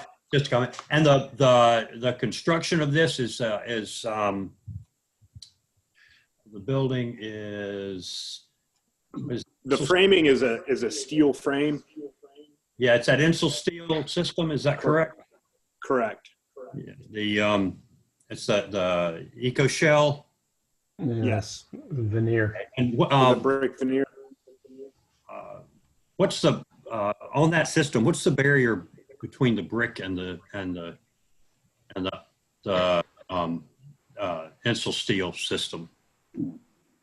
I'm not sure. Kevin, you know? It'll be a typical water. inch and a half airspace. It's just a typical 1.5 inch airspace with the air barrier. Okay, so there is an airspace. It's a little hard to tell from the section drawings. Correct. Actually, Correct. It wasn't called out, so there's actually a space in there. And so there is, Yeah, so it's got probably a fluid applied or something behind it.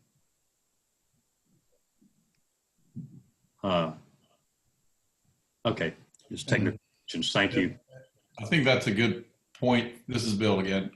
Fillmore, I think that's a good point. So what we should anticipate seeing in return of all the window, especially the windows, is the depth of return would be comparable to a brick veneer wall system. Not extenuatingly deep, as the wall is pretty thick. There's gonna be a lot of interior return trim material, but we're just gonna see a brick veneer return on the outside. Okay. Yeah. I think that's correct. Thank you. Yes. All right, so let's go to public comment then. We have one member of the public speaking. I'll allow April Wood to speak. April Wood, Historic Charleston Foundation. HCF has reviewed the application for preliminary approval for new construction of a single-family dwelling. We believe this application needs more refinement before preliminary approval should be granted. The parapets over the roof, the quote piazza and bay window all need more development. We suggest looking at the detailing of these elements on neighboring properties such as 17 Beaton's Alley for good detailing examples. The front entry vestibule is very minimalist. We suggest adding some ornamental features in this area, as this should be a focal point of the house. HCF recommends deferral of the application so these details can be worked out. Thank you.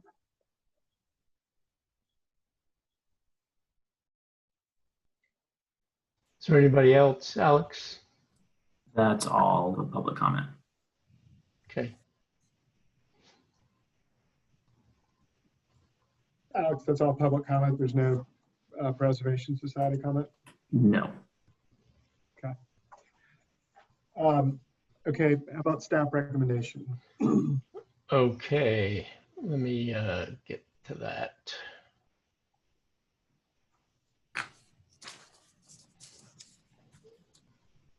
So the applicants have responded to the board and staff comments positively in the following ways. A, the house is now set back 15 feet 6 inches so that the main body aligns with 11 Beadons to the south. The roof and fenestration of the southern mass have been restudied. The entry has been simplified and windows and doors unified. Stucco on the northwest mass has been substituted for brick. The balconies and raised terrace have been eliminated. Paving has been reduced and the front wall and gate have been restudied. The piers and fence, however, should be shorter. That really belongs under areas to further study further. Areas to study further include vinyl windows are not approved in the historic district. Provide aluminum clad or wood windows. Eliminate the one-story mass at the card nook or restudy to incorporate this room into one of the two main masses. This will necessitate adding a window to the east elevation below the second story window. The stair could easily be flipped to allow the east window. A window should also be added at the north elevation under the second story window. Use of a brick knee wall under the proposed iron fence is positive. Provide details of the wall and fence for final review. Simplify the fence by eliminating the finials and the ironwork, and the piers and the fence should be shorter than shown. Parapet cap should be cast stone rather than wood with a metal cap. Add windows back on the first and second story of the west elevation, at the garage and the master bedroom. Eliminate the vestibule by moving the front doors to the face of the building. Study the incorporation of a canopy at the covered entry in lieu of the vestibule. Section 2 on A4.0 shows trim overlapping the brick soldier course, which conflicts with elevations and renderings. This should be corrected. The window head and sill details are inappropriate, likely a function of vinyl windows. Set windows and openings as far as possible. Provide clad wood sills over the brick sills. The parapet wall should be much thicker, 18 to 20 inches, for the masonry to read more substantial. And finally, trim should always return to the wall. Avoid butt cuts as shown on the elevations, unlike as shown in the previous rendering on page 26. And what I have here for the recommendation is incorrect. We're actually recommending deferral with these staff conditions. And that's it. Okay. Thank you, Dennis. Welcome. Aaron, do you want to respond to staff and/or public comment? No, we accept those comments and we'll take a look at them and address them accordingly. Okay, thanks. So we'll go into board discussion. I guess, Glenn, would you mind just sort of leading us off and we'll get into the discussion? Sure. I generally am in agreement with the city staff recommendations, and the only additional thing I had really was in looking at the front facade. I think in the previous review, I may have asked if the little window that sort of reads as a third floor is necessary, and I believe the shutters have come off of it, but the window remains, and I still feel like that looks a little odd up there. I'm not at all opposed to there being a little bit of a detail, perhaps even a vent or maybe a brick detail up there. But to me, the window, if that's not livable space up there, I think it is a little out of scale.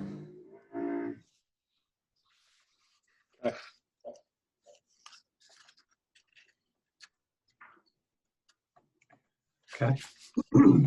Other board comments? I just have a couple because I'm also mostly in agreement with staff. Regarding that little quote unquote card room, it does not actually bother me to have a little articulation of the mass there on the right, on the first floor. So I'm ambivalent about that. And I want to say that at the last hearing, we sort of discussed that recessed entry, and I think I was sort of liking it, you know, just liking that recessed area. And I think we made some comments to that effect, but a canopy and pulling it forward could work fine too, if that's what is decided.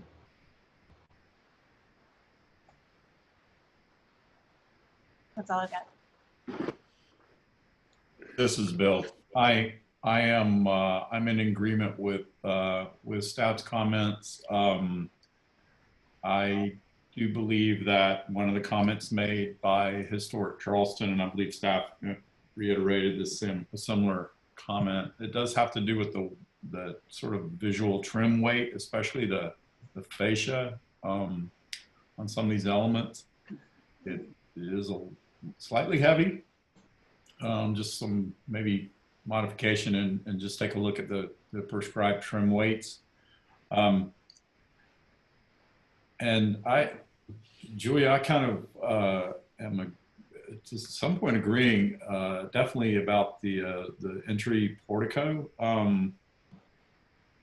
I believe to the point that staff was making, pulling the door forward and creating a canopy element would be an opportunity to address the comment made by Historic Charleston. But my fear would be it would also be a chance for another, maybe an odd interpretation that may or may not be successful, whereas this is clean, it's recessed. It's making no bones about the fact this building is built in 2020, 2021. I'm in agreement with you. It doesn't really bother me, the fact that that's set back in there like that, especially now that it's squared off. When it was arched, I had a bit more of a problem with it. So it is fairly plain, but it also is a planar break, and it does provide you know, a degree of emphasis to where the entry is. So I'm okay with the presence of that recessed portico. I need to correct the staff comment too. I said the fence and the piers ought to be shorter, but I was mistakenly looking at the previous version, and this to me is okay height-wise. Dennis, what staff comment was that?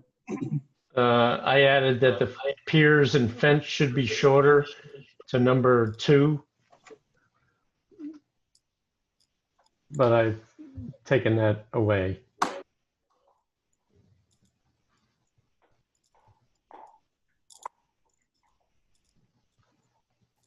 Okay. Any other comments? If not, I think we need to figure out what to do with staff comments 2 and 6, and then maybe a board condition about the window above the bay. If I want to make a motion. All right, I'll take a stab at it. Were you thinking 2 and 5, maybe? No, I think 6. Oh, the one about the vestibule, right? Correct. Mm-hmm. Yeah. Okay. So here's my stab. Making a motion for deferral with staff conditions, except for 2 and 6, and a board condition to add a window at the north elevation under the second story window, and another board condition to eliminate or restudy the gable window at the east elevation.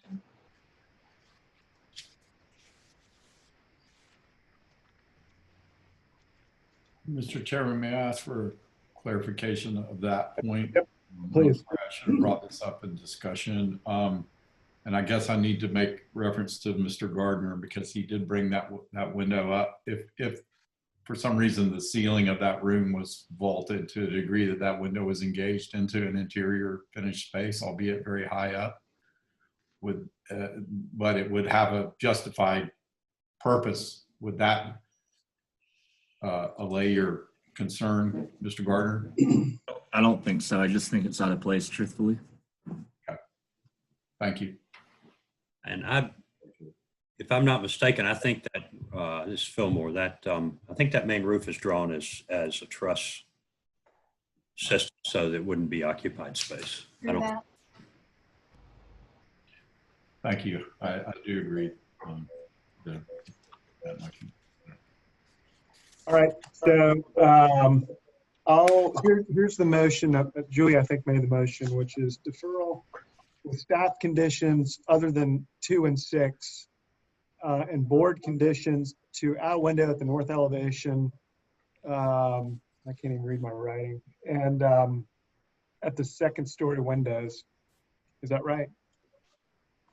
I don't know how to specify it. It's right there where his cursor is, under that second story window near the front. Under second story. Thank you.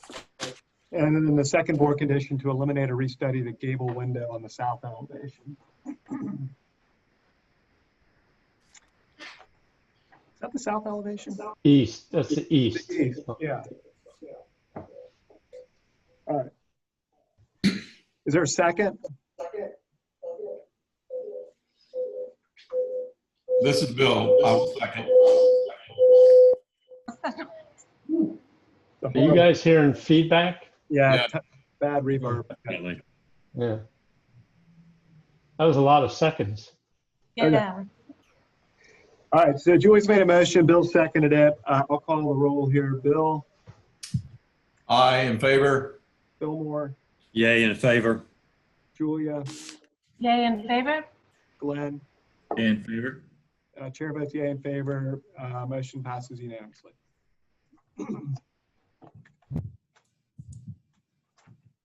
Okay. Thank you, guys. Thank you, Dennis. Thank you.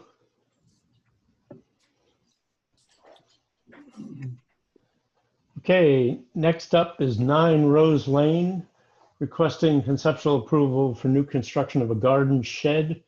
It's a Category 4 building in Canterbury, Elliott Borough in the Old City District. So here's the location here on Rose Lane, just north of Spring. And this is the location here. This building is in the process of renovation. These are photos, previous photos, 2016. Looking north on Rose Lane, and then looking across the street from this property, and looking south on Rose. And survey card just gives us some information about the existing house. But we're talking about an outbuilding here. Sandboards. And with that, I will turn it over to the applicant for their presentation. Alex, if you allow them to speak. Yes, we have 3 presenters. I'm going to promote Bo Clowney. Let's see. Who else is here?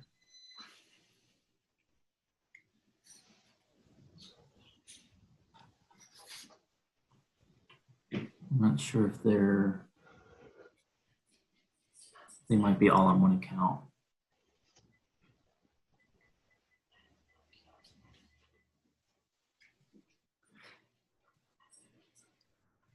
Sebastian, are y'all all there together? Or are you on somebody separate? other than Bo is Yes. Yes, we're all together. Okay, good. Thank you. I'm just going to be fairly brief. If we can fly through these slides here. So we're proposing basically an accessory structure to the existing house at 9 Rose Lane that's being completely restored by the owners. That's a separate application altogether. So I would like to emphasize that the scope of this is purely for the shed itself. I would also like to add that we submitted a previous design of this shed to the town staff and for review to the Historic Charleston Foundation and the Preservation Society, and made some significant changes based on their feedback to accommodate some concerns specifically about the aesthetic. So this is our revised scheme. Here's our plat. Next slide, please. The site, so here again, just focusing, the scope of this presentation is exclusively on that shed in the back corner and has nothing to do with the rest of the house. Next slide, here's a historic image. There's a location relative to some of the other, relative to the neighborhood. Next slide, please. Some existing Sandboard maps. What I'd like to point out here is that, and there at no point to our knowledge was there ever an outbuilding in the location that we're proposing. So you can see the oldest Sandboard map we have is from 1902.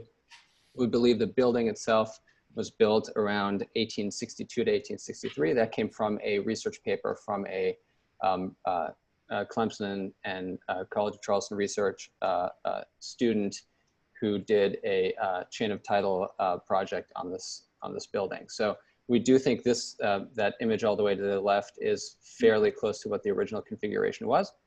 The building was subsequently expanded in the early to mid 20th century with a large addition in that location, and that was subsequently approved for demolition. So if we slide on to the next image, please. Oh, actually, yeah, we can skip over that one. So here you can see some pictures from roughly 2000, where we still see that existing addition occupying the location of the proposed shed. Next slide. Next slide, please. Oh. Can we scoot on to the next one, please? Oh, I think we skipped over one there. Maybe. Maybe one more back. Maybe there's a lag on my end. Oh, okay, here we go. Perfect, thank you. So you can see, you know, into 2000s, you know, that addition was approved for demolition. So there it goes. And if we go to the next slide, you can see pictures of the way the house looks today. Again, this is an 1860s Freedman's house. It was built, we believe, by by a carpenter who lived directly behind this property, who then subsequently occupied it. The chain of title shows that, of course, it changed hands numerous times.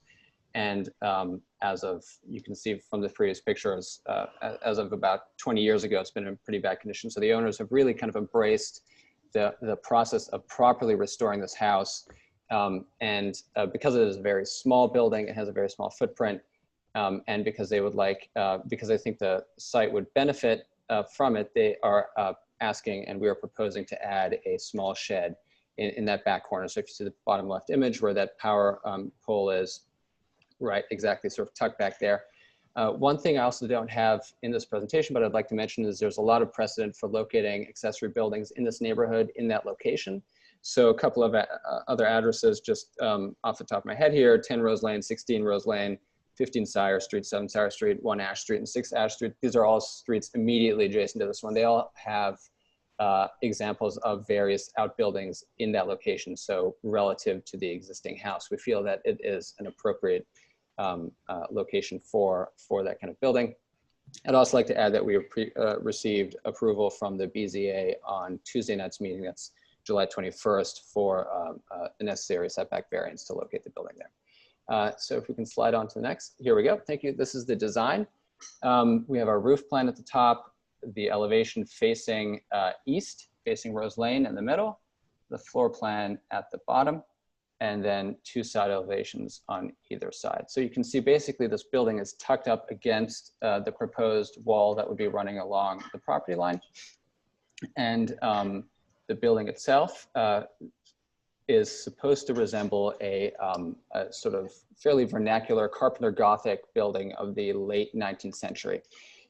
We went with a fairly low sloped roof, and are specifically drawing these Tudor arches that are sort of reminiscent of a fairly low style, but nevertheless characteristic of that time period.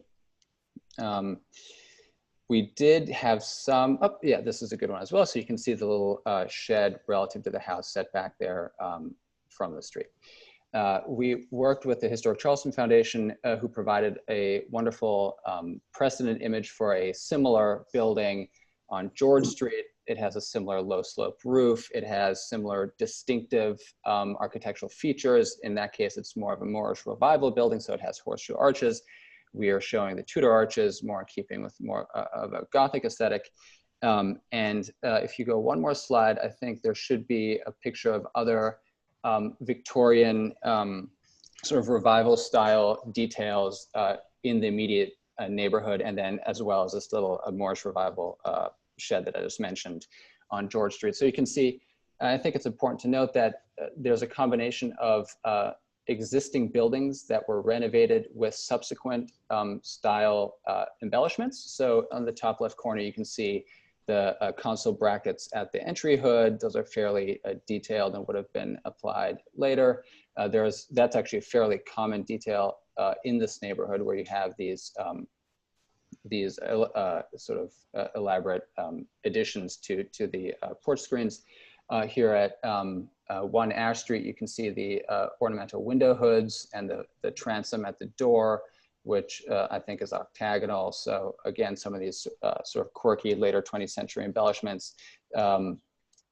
22 Ash Street is a wonderful example. We have fairly elaborate brackets up under the cornice in the pediment of the roof, as well as leaded glass in the transom. Again, our console brackets with drops, a very sort of stylized roof on that little entry piece. And then I think these are examples of existing houses that were subsequently embellished. And then in the bottom left corner at 47 Bogard, right around the corner, I believe that house actually dates to the late 1890s or the late 19th century, and was actually built in that style. So in that neighborhood, you have both existing houses that were subsequently modified in Victorian styles and new construction in a Victorian style. So as a result, we feel that our application and our design introduces just another element to the language of the evolution of the neighborhood, without conflicting with the design of the house itself, which is being restored to its sort of pure original form. So what we're trying to do is distinguish between the house that was already there and a shed that was subsequently added. We don't want it to look like that shed was built at the same time as the house, because as we mentioned from the Sandboard maps, we don't think there was ever a shed on this lot. We do have approval from a lot of the neighbors, as I mentioned, the Historic Charleston Foundation and Preservation Society. Neither of them had objections. And we would actually kindly like to request final approval by the board if it is willing to consider that. Thank you. All right, thank you. Questions right now?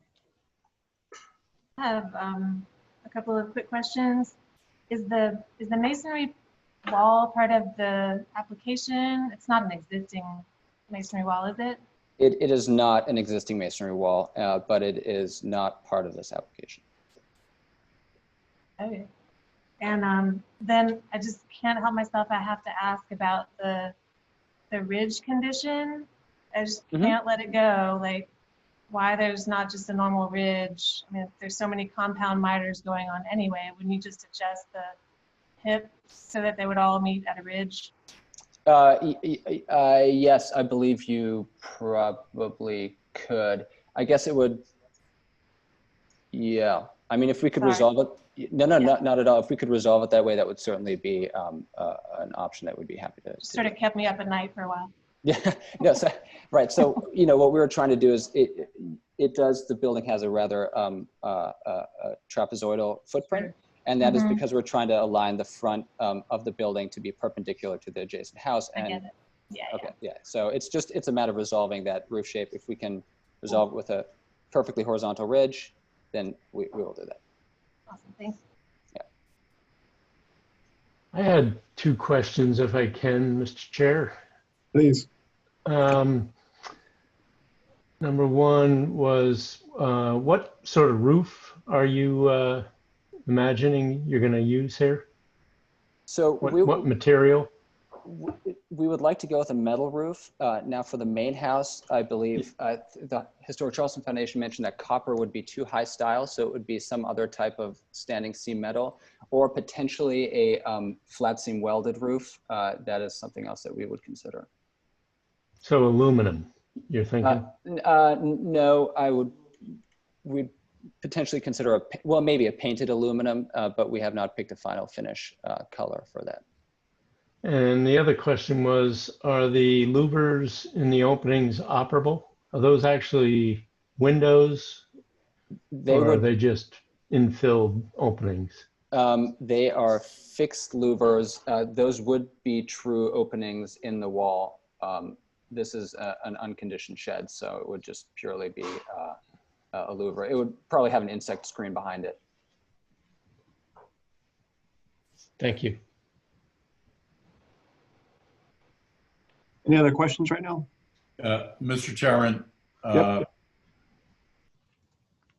Chairman, this is Bill. Just a question, I guess a point of clarification, maybe for staff. I believe the question was asked, so the masonry landscape wall is not a part of the application, but it looks like the building engages the landscape wall. I didn't know how that works. I think it's built right up against it. It looks like it's built on it. Am I not seeing that here on this proposed shed roof plan? It looks like part of the wall is built on the top of the proposed garden wall. Is that your understanding? Yeah. Perhaps the applicant can respond to that. Yes, we are showing it coming down on top of that wall. But as I mentioned, the wall itself is not part of this application. If it was not approved by the board, if the wall was not eventually approved by the board, the building would continue all the way to the ground. Well, if it's going to sit on top of the wall, then it's going to affect the cap. And how does it supported? How's the wall of the shed supported? And connected to the wall. So in this condition, yeah. It would just be like a masonry foundation wall, and the wood framing would sit on top, and it would be flashed out over the back of the wall.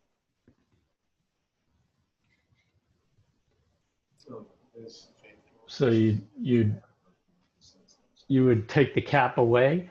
Are you saying the brick cap? No. That would stay as seen in the elevation, and the cap would continue, and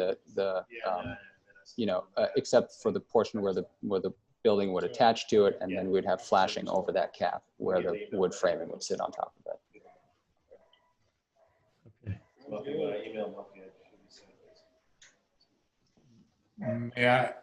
This is Bill again. May I ask, was there an extenuating circumstance of why the wall wasn't applied for here at the same time, since it's all sort of a?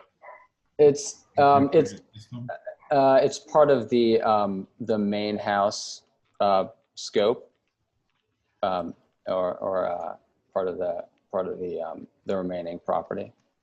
And that's currently in for review at a staff level. Correct.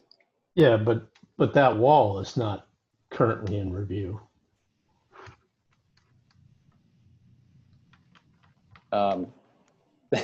We might okay, then that would, I guess, require clarification on at the staff application.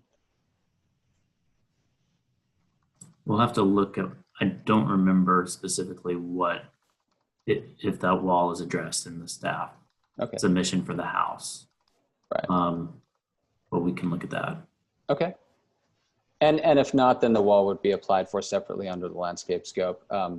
If the wall was not there, this building would continue all the way down to the ground, and the condition at the rear would be the same as the front. Of course, without the windows, it would be a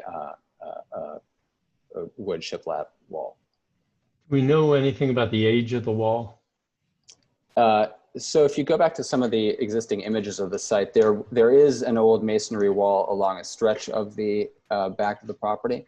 That is being removed, so you can actually see, yep, there it is. So that's actually being removed because that is part of the old addition, and we can't verify its structural integrity, and it's frankly not in the right place for our site wall, so that's going away. But there is an old masonry wall in a similar place back there. Yeah, but do you know anything about the age of this wall that you're sitting? That wall would be new.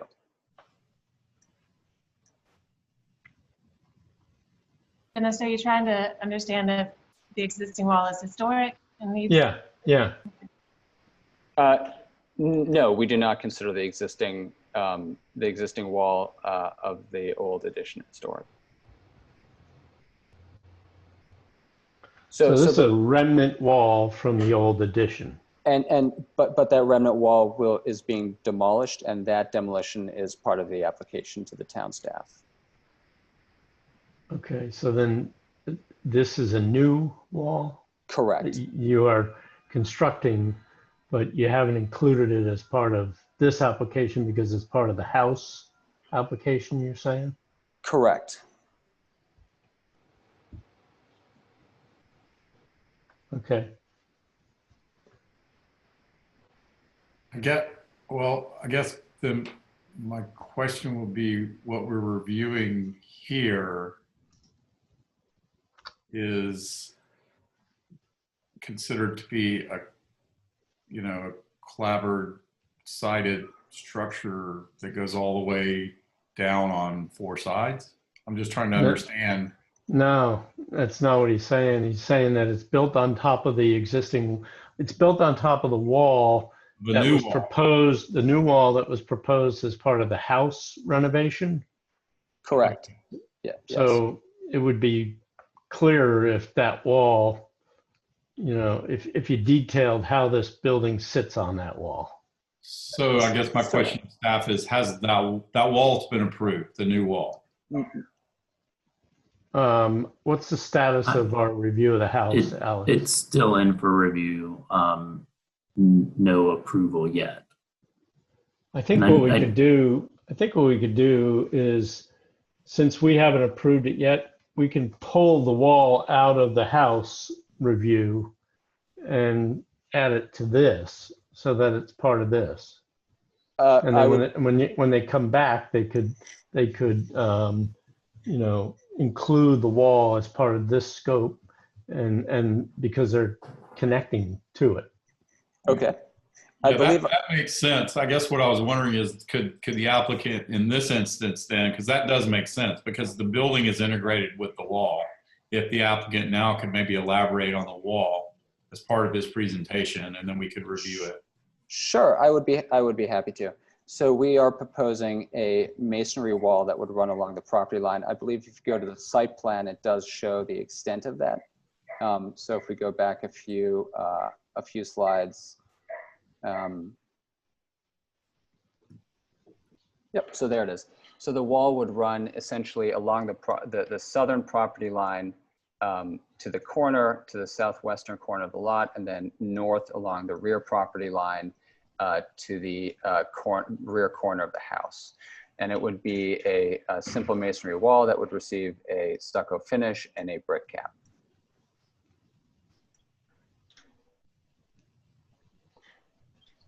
Do you interrupt the brick cap where this building sits on the wall?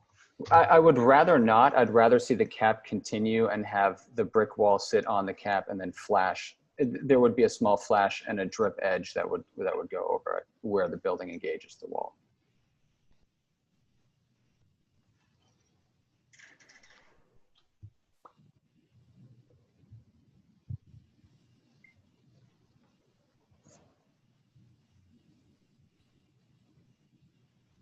Okay, so Bill, do you have a picture then of sort of what the application entails and with respect to the wall?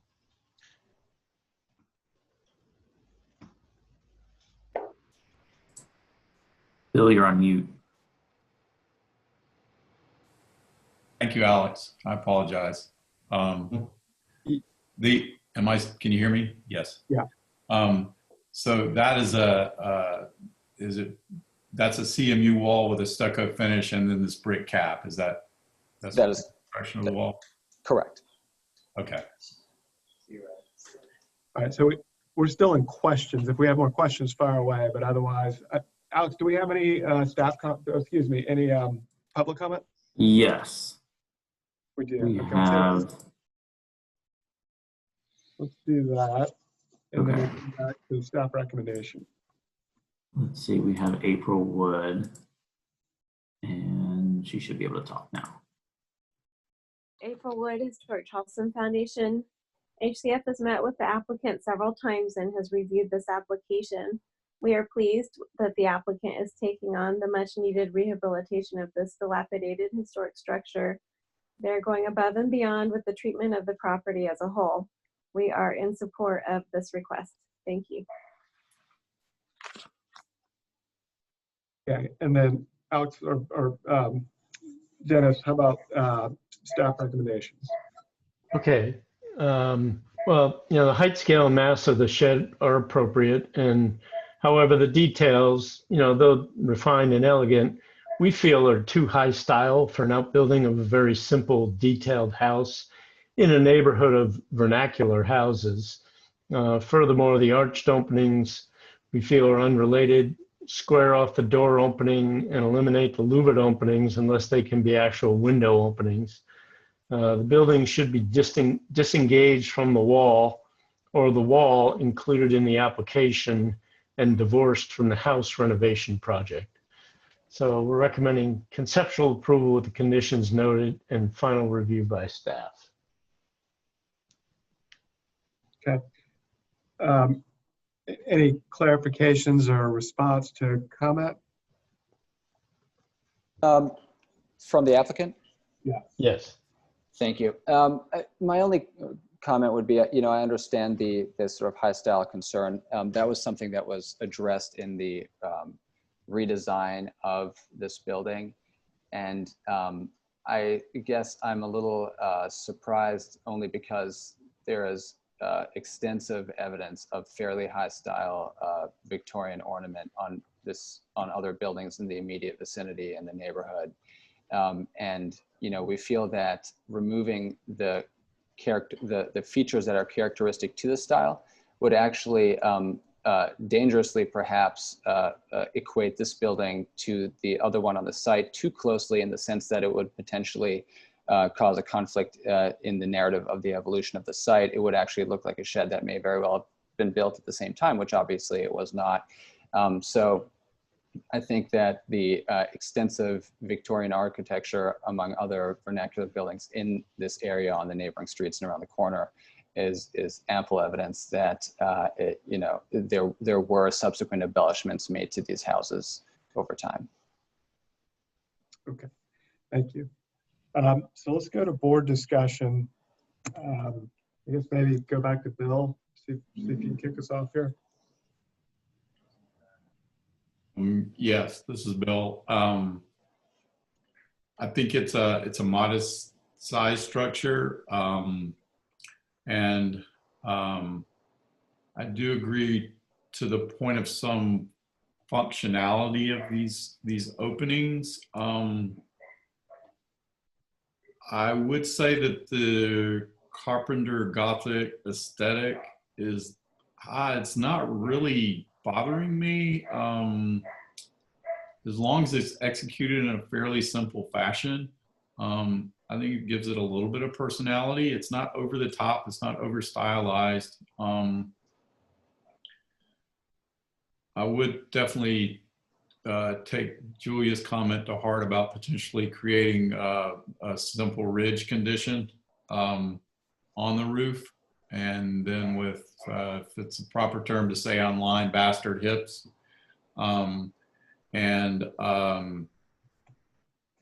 Would be interested in any final submittals, the requirement to see the flashing details as the walls, the garden walls are engaged from the shed walls. Those are going to be important details. So that's all. This is Julia. I have a question for staff. Did you add a condition about disengaging this building from the wall? I said that should either be disengaged or the wall should be divorced from the house renovation project and included in this project. Okay.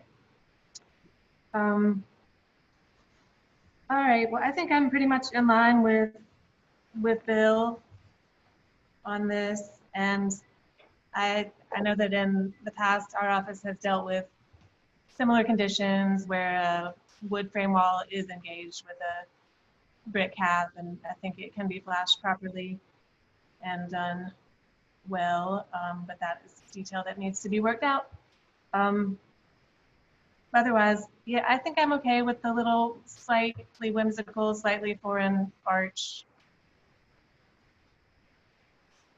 So that's all I got. Any other comments? I appreciate it as a folly. I mean, it's a tiny, tiny little building, and you know, while the detail of it may be greater than the detail on most of the residences around it, I think that makes it special and sort of makes it interesting. All right, so can I just make a motion for conceptual approval with staff conditions 1, 2, and I guess 4, Dennis would address the wall, correct? Look, I missed you on 2. Yeah, 2. 1, 3, and 4, my bad. Yeah. Oh, no, 1 and 4, just 1 and 4.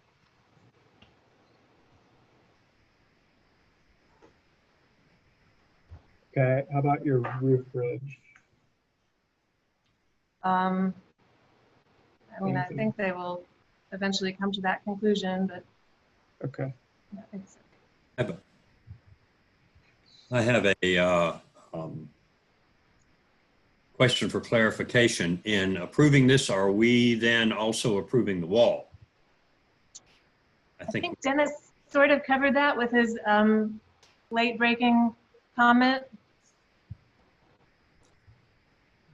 Yeah, I mean, Right? for clarification, that it's clear that, I mean, that we're approving the wall as well, right? Okay. I mean, I don't have any issue with it. I just, Yeah, I yeah. think so. just, you know, okay.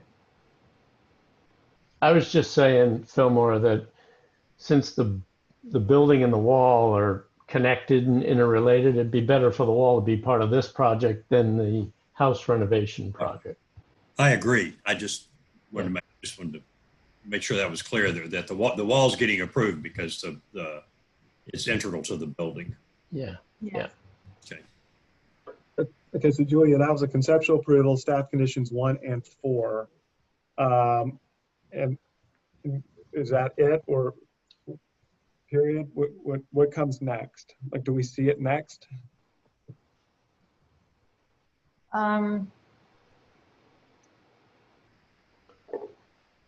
We said final review by staff. Yeah, that's fine. Final review by staff. Final review by staff. All right. Okay, is there a second? And I'll reread the motion if there's a second. This is Bill. I'll second. All right, so the motion made by Julia, seconded by Bill, is conceptual approval of staff conditions 1 and 4 and final review by staff. I'll put that to a vote. Bill?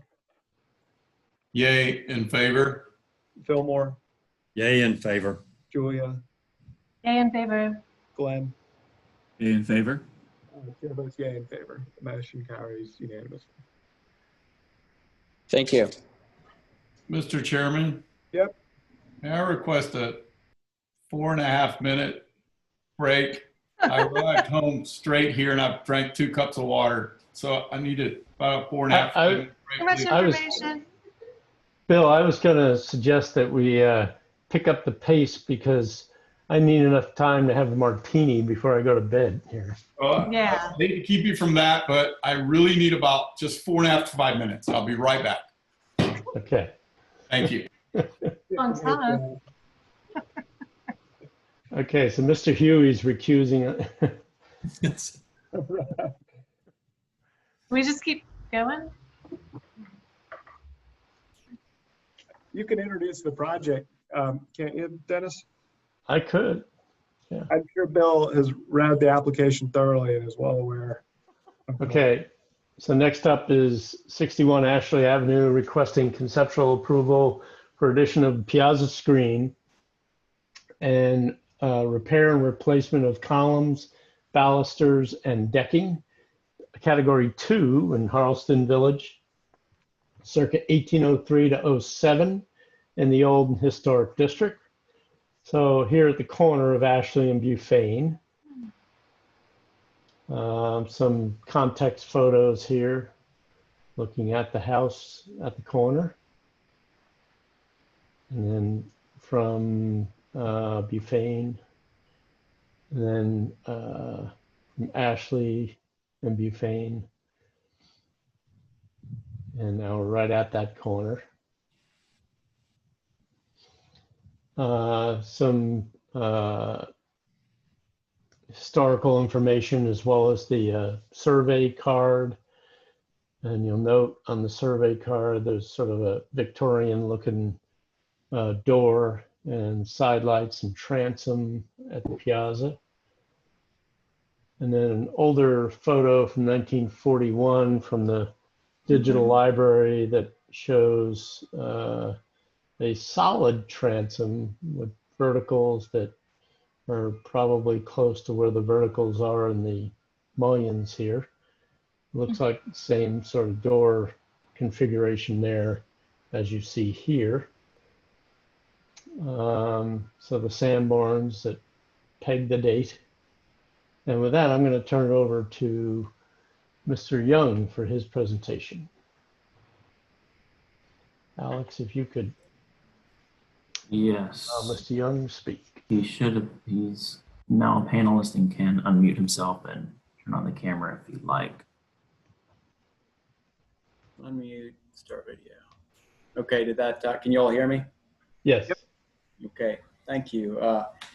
Simmons Young, architect here for the project, and I've got the owner on speakerphone with me, so he is available as well. So yeah, 61 Ashley. Dennis, thanks for showing those Photos on the Peyton House, 1803 to 1807 is estimated date of construction somewhere in there. And then the bay window is 1879. So it's a Category 2 house. We are here to request some repair scope and slight replacement, which we'll see. I think we can go to the next slide. Yeah, great. Enlarged Sandboard map and the card that you've already seen. Okay, perfect. So the owner has been working on this house. He's been a good steward for the house. He's restored some of the brick garden paths that are 19th century and evidently an influence on local landscape architect Luttrell Briggs. He has restored the garden wall along Ashley Avenue, and he's had the gate built to by 61.5, which is sort of in the back there, and restored the column that goes in that driveway, the historic brick column. He's repaired and placed windows and restored them to operable, and putting his own, installing ropes and counterweights and painting and doing all that himself. So he is a good steward for this property and interested in maintaining it and bringing it forward. Okay, I think we can go to the next slide, Dennis or Alex. Control. One thing worth pointing out, Simmons, while you're here, is you see these double lines here? Yes. They are indicative of what they mean in Sandboard maps is that for every vertical line, the parapet is 6 inches above the roof. So this tells us it's 12 inches above the roof. Cool. That is cool. Yeah.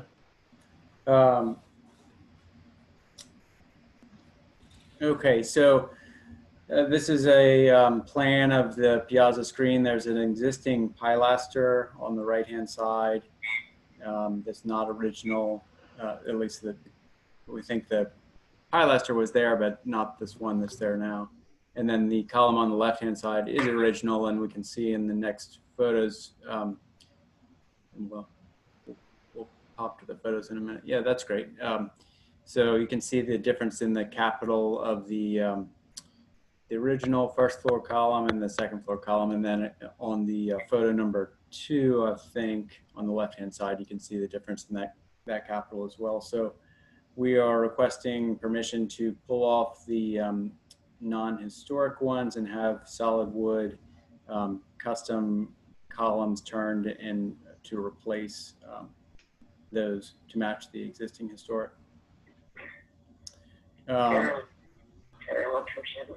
Oh yeah, and this is the owner mentioning something.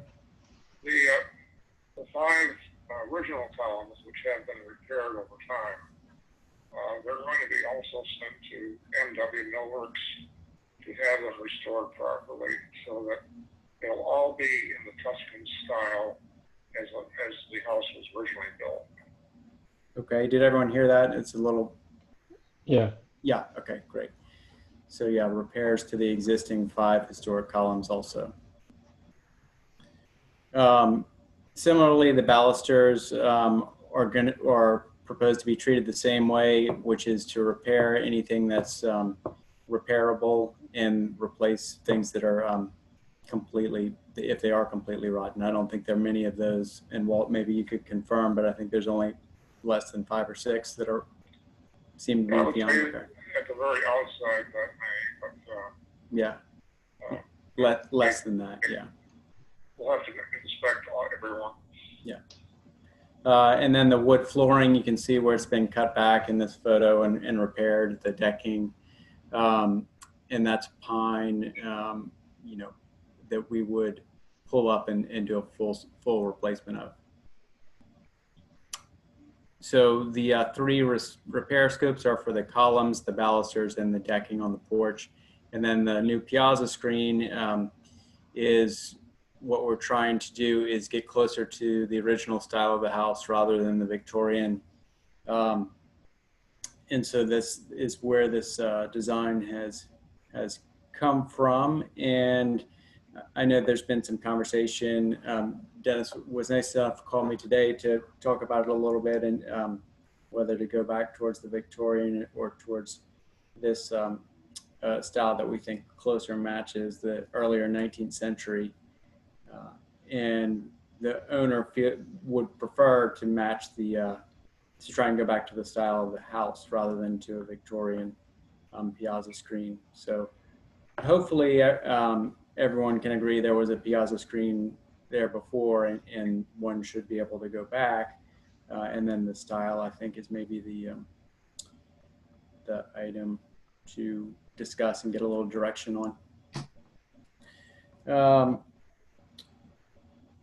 So I don't think there's other things, but I'll open it up for questions and if I missed anything.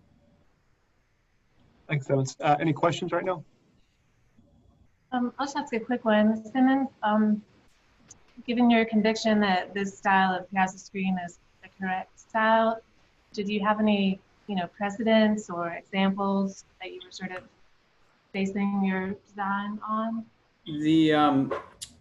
The transom light is actually a salvage 19th century wood, and actually the glass is intact, that the owner has found that came out of a house downtown. So that's sort of our starting point for it. Otherwise, the side lights and the raised panels, we're just pulling from other, late 18th century, early 19th century, glass with a wood panel below. And then the 4-panel door, arguably maybe a 6-panel is, could be better, but yeah, that's kind of where we're started. Thanks. Any other questions right now? Alex, do we have any public comment? Yes. We have Anna Catherine Carroll, and she should be able to speak. Thank you. Anna Catherine Carroll with the Preservation Society of Charleston. We are really excited to see a proposal to restore a lost element to this house. However, we do have concerns, it sounds like similar to staff, with the current design approach.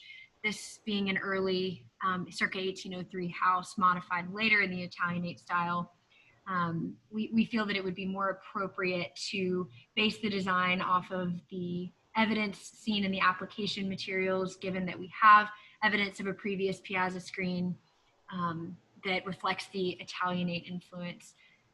So we feel that the speculative design comprised of a transom more reflective of the Georgian style above a 4-panel door is not an appropriate approach. And we would encourage further study of the design to align more with the documentation of the Italianate influence of the previously existing piazza screen, as well as the architecture of the house itself. Thank you. Okay, how about staff recommendation? Well, we appreciate the applicant's request to return a piazza screen to this early 19th century house. And we recommend studying the 1973 survey card photo to recreate the historic piazza screen, including the door, unless a more informative photo from an earlier time confirms the Victorian style door was added later. In a photo from 1941 that I showed at the intro, piazza screen is just out of view, but shows a solid transom above the door, like the survey card.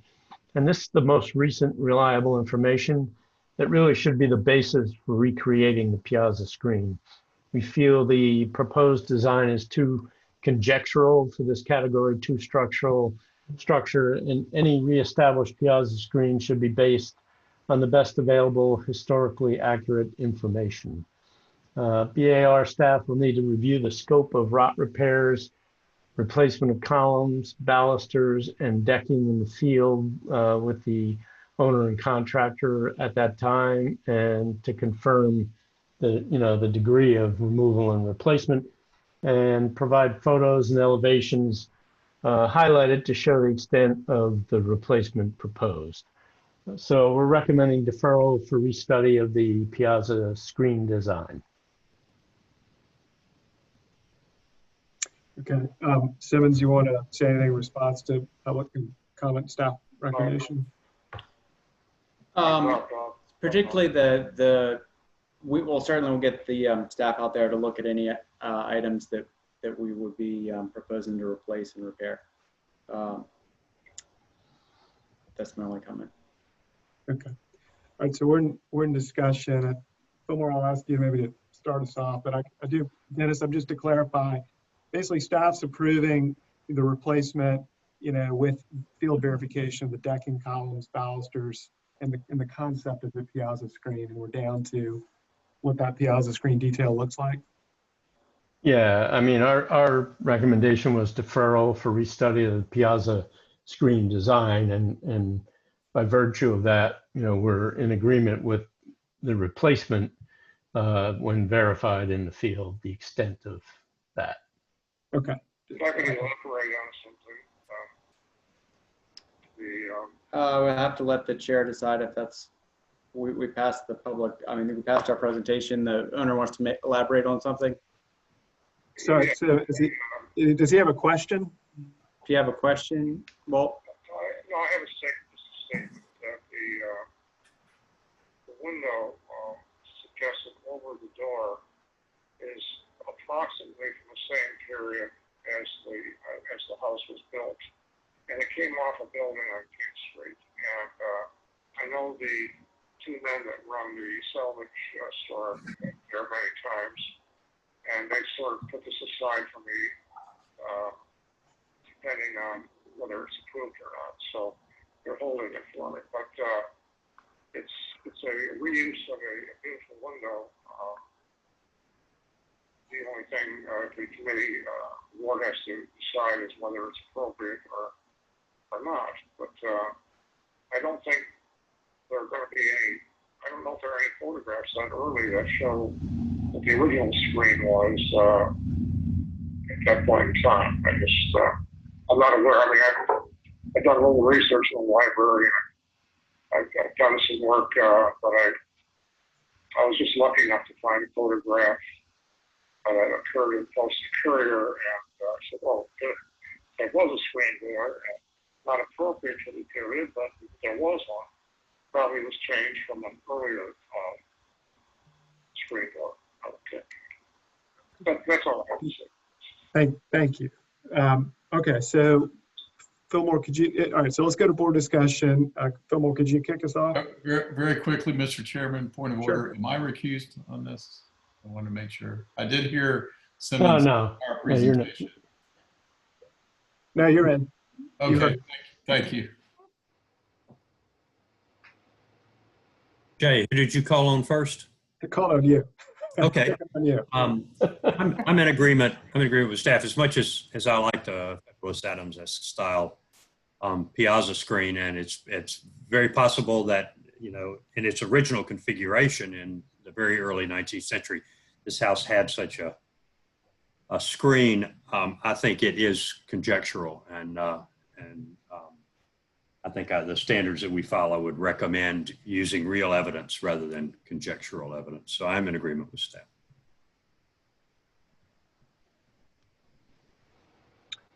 Any other comments? Go ahead, Julia. Okay. I feel the same, and I think it would take a really, really compelling study and justification if we were going to entertain the notion of returning to some previous iteration that is imagined. So I'm at this point in agreement with staff and Fillmore. This is Bill. I'm also in agreement with staff, I guess, given the high category of the building, especially. I agree with staff. Glenn Gardner, I'm generally in agreement as well. Although I did run to grab a Luttrell Briggs book from when he documented this garden in, I think it was in the 40s, and his drawing, which his drawings are typically incredibly accurate. It does show a front piazza screen with two side lights. So I have no issue with further study. to look at detailing how to do this. I don't have any issue with the concept of it. When the survey card does show 2 side lights and a Okay. transom. Okay. Yeah, and I might just say, because I didn't before, that I don't think there's any issue with the notion of repairing and replacing in kind, and I think we're all totally open to reintroducing a piazza screen. So I commend the applicant for proposing those improvements. I guess I'll make a motion for deferral for restudy of the piazza screen design with staff comments. Can I ask a question on that? Yes. The 1997 photo, if that's what you all would, the board is recommending that we do, I think we can take that photo and do it without coming back to staff. I'm to board. So that's my question. That's not what, well, maybe you'll tell me what you think. I didn't think that's, I thought the poster, excuse me, the picture from 41, is that it? Yeah, it's it on the left. I got it. Can't see anything, but it suggested to us that it's, similar to this with the exception of it not being glazed at the top. I mean, but this is the most, available information right there. and I wouldn't think that we're mandating a precise replication of that, but just something Okay, that helps. in that spirit. Okay. And I also think that if it were detailed, I would like to think you could ask for final when you come back, and it might be faster than a staff review. That's true. Yeah. Well, can I ask though, Julia, from a staff point of view, Mhm. why would you not want to detail per the survey card photo? I mean, because then you're interpreting and conjecturing in a way that we've rejected on a category 2 structure, the proposal. Okay. Personally, I wouldn't mind if it were slightly modified from that, but I'm open to replicating that. That's fine if that's what you think is right.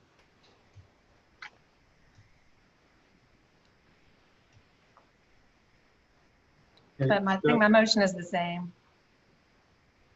Yeah, so procedurally, we're looking at an application for, for an apple, and now we're talking about, approving an orange, which I think we're fine with, but that's not what was applied for. So to expedite it, you could come back, seeking final, I think is what we're saying, but as it relates to this application, it would still be deferral is what, Julia, is what I hear you saying. Is that right? Correct. And maybe you want to check with staff before you can come back for final. Okay. All right, so Julie's made a motion for deferral for restudy of the piazza screen with staff conditions noted. Is there a second to that motion?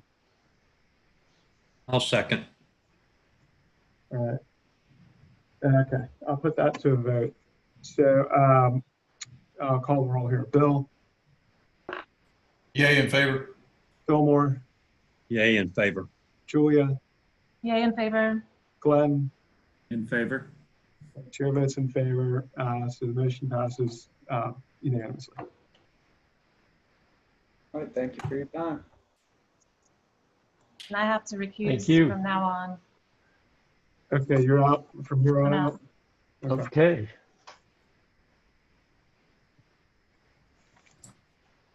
Can I get myself out? Just take me out. I can either put you on hold or you could just log off. Okay. Whichever. I'm recused for everything else, so I'll just go away. Okay. And then Glenn is also recusing. Glenn, I'm guessing Tori logged in under your account also. Yeah, she's here. She's under our office account on Okay, Okay, I'll put you on hold and then I'll change your name to her name for the remaining account. Okay. If anybody has both their phone and their audio on their computer on, can you turn one off? I think that's where you get the feedback. Yeah. Ready to go? Next agenda item is 1 Water Street. And this is a request for final approval for new hardscape, reinstallation of existing iron gates, removal of modern utility shed, and new fountain pool in the garden. Category 2 again in Charlestown, circa 1857 in the old historic district. So this is the property here on Water Street near church. View of the property. And looking southeast on Water, looking northwest. And with that, I'll turn it over to the applicant for their presentation. Can you all hear me? Yes. Okay, just wanted to make sure. Hi, my name is Tori James, and I'm presenting 1 Water Street for Glenn Gardner, landscape architect. This historic home has been raised for flood prevention, and thus the previous hardscape was all removed before we became involved. If we could please go to page 4 for the layout plan. There's one item for demolition, which is a non-historic wood storage shed, now not necessary because the home will have garden storage on the new ground floor. Beside the shed to be demoed is an existing HVAC condenser, and we propose to screen that unit with a new 7-foot wood louver panel painted Charleston green. Our hardscape palette is Old Carolina brick and bluestone with a 2-car brick driveway with the salvaged iron gates from the site being reincorporated. We're also utilizing several panels of the iron fence salvaged from the site prior to the house elevation. At the end of the brick driveway, we have 2 stone steps up into the garden leading to a brick walkway, bluestone terrace, and a small fountain pool. Though generally subsurface and out of view, we have carefully planned for drainage on this property to gather stormwater for both the roofs and the garden surfaces. We will be installing a cistern system in the new ground floor area to store harvested rainwater for use in the irrigation system, and all excess rainwater will be piped directly into the city storm system underground. If you'd like to look at the shed for demo, those photos are on sheet 7. If Dennis could please show sheet 7. And thank you. Are there any questions? Thank you, Tori. Any questions from the board? Okay, Alex, do you have any public? I had one question. Is the new knee wall proposed for where the iron gates and fence are to be reused? Yes. It's brick. I heard your coach say yes there. That's my first time, y'all. Doing great. Dennis, any more questions? No, thank you. Okay. Alex, is there any public comment? No public comment. All right, what's staff recommendation? BAR staff feels the hardscape changes are appropriate for this category 2 house, and we're comfortable with removal of the modern shed. Define and provide details of the new wood panel or masonry wall to screen the HVAC unit at the rear. Provide details regarding reuse of the iron gates and fence, including the electric operators. And any submission for landscape lighting would also require a BARS review, as this is a category 2 property, but it should be subtle and respectful. And we're recommending final approval with conditions noted and final review by staff. Great. Tori, do you want to say anything in response to staff comments? No, thank you. All right. Julia, would you mind leading us off for board comments? She's recused. Oh, shoot. How about you, Bill? Me? Yeah. This is Bill. I agree with staff's comments and would vote in accordance with the comments. Fillmore, you got anything else? I agree with staff. Okay. Comments. Well, why don't y'all make a motion? Yeah. I will. Final approval with conditions noted and final review by staff. For a second. This is Bill. I will second. Okay, so Bill, what's your vote? Yay in favor. Fillmore. Yay in favor. Chair votes yay in favor. The ayes have it unanimously. All right. Next agenda item is 1 Water Street for the elevator. Yeah, this is a request for conceptual approval for new construction of an exterior elevator at the rear bay of the Piazza. Another Category 2 in Charlestown, circa 1857 in the Old and Historic District. So same property, actually. And I will turn it back over to Tori for her presentation. This one is actually different applicant. So. Oh, I'm sorry. This is Julia's project. Yeah. So I'm promoting Erin Lanier. Yes. And she should be a panelist momentarily.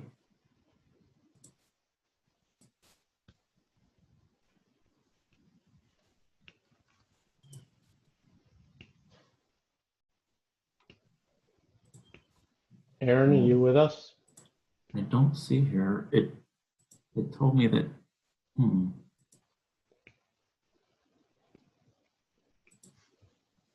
Here she is.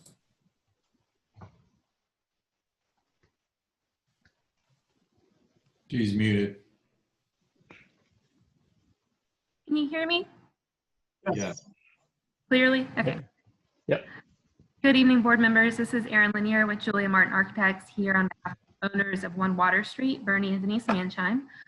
Just to give you a little background on our request, we last came to you with this project back in April of 2019. At that time, the owners had suffered 3 years of consistent flooding inside this home and were considering selling the house. They ultimately made the decision to take on the extraordinary task of elevating this 2.5-story unreinforced masonry structure 8 feet into the air, and you granted approval of that design.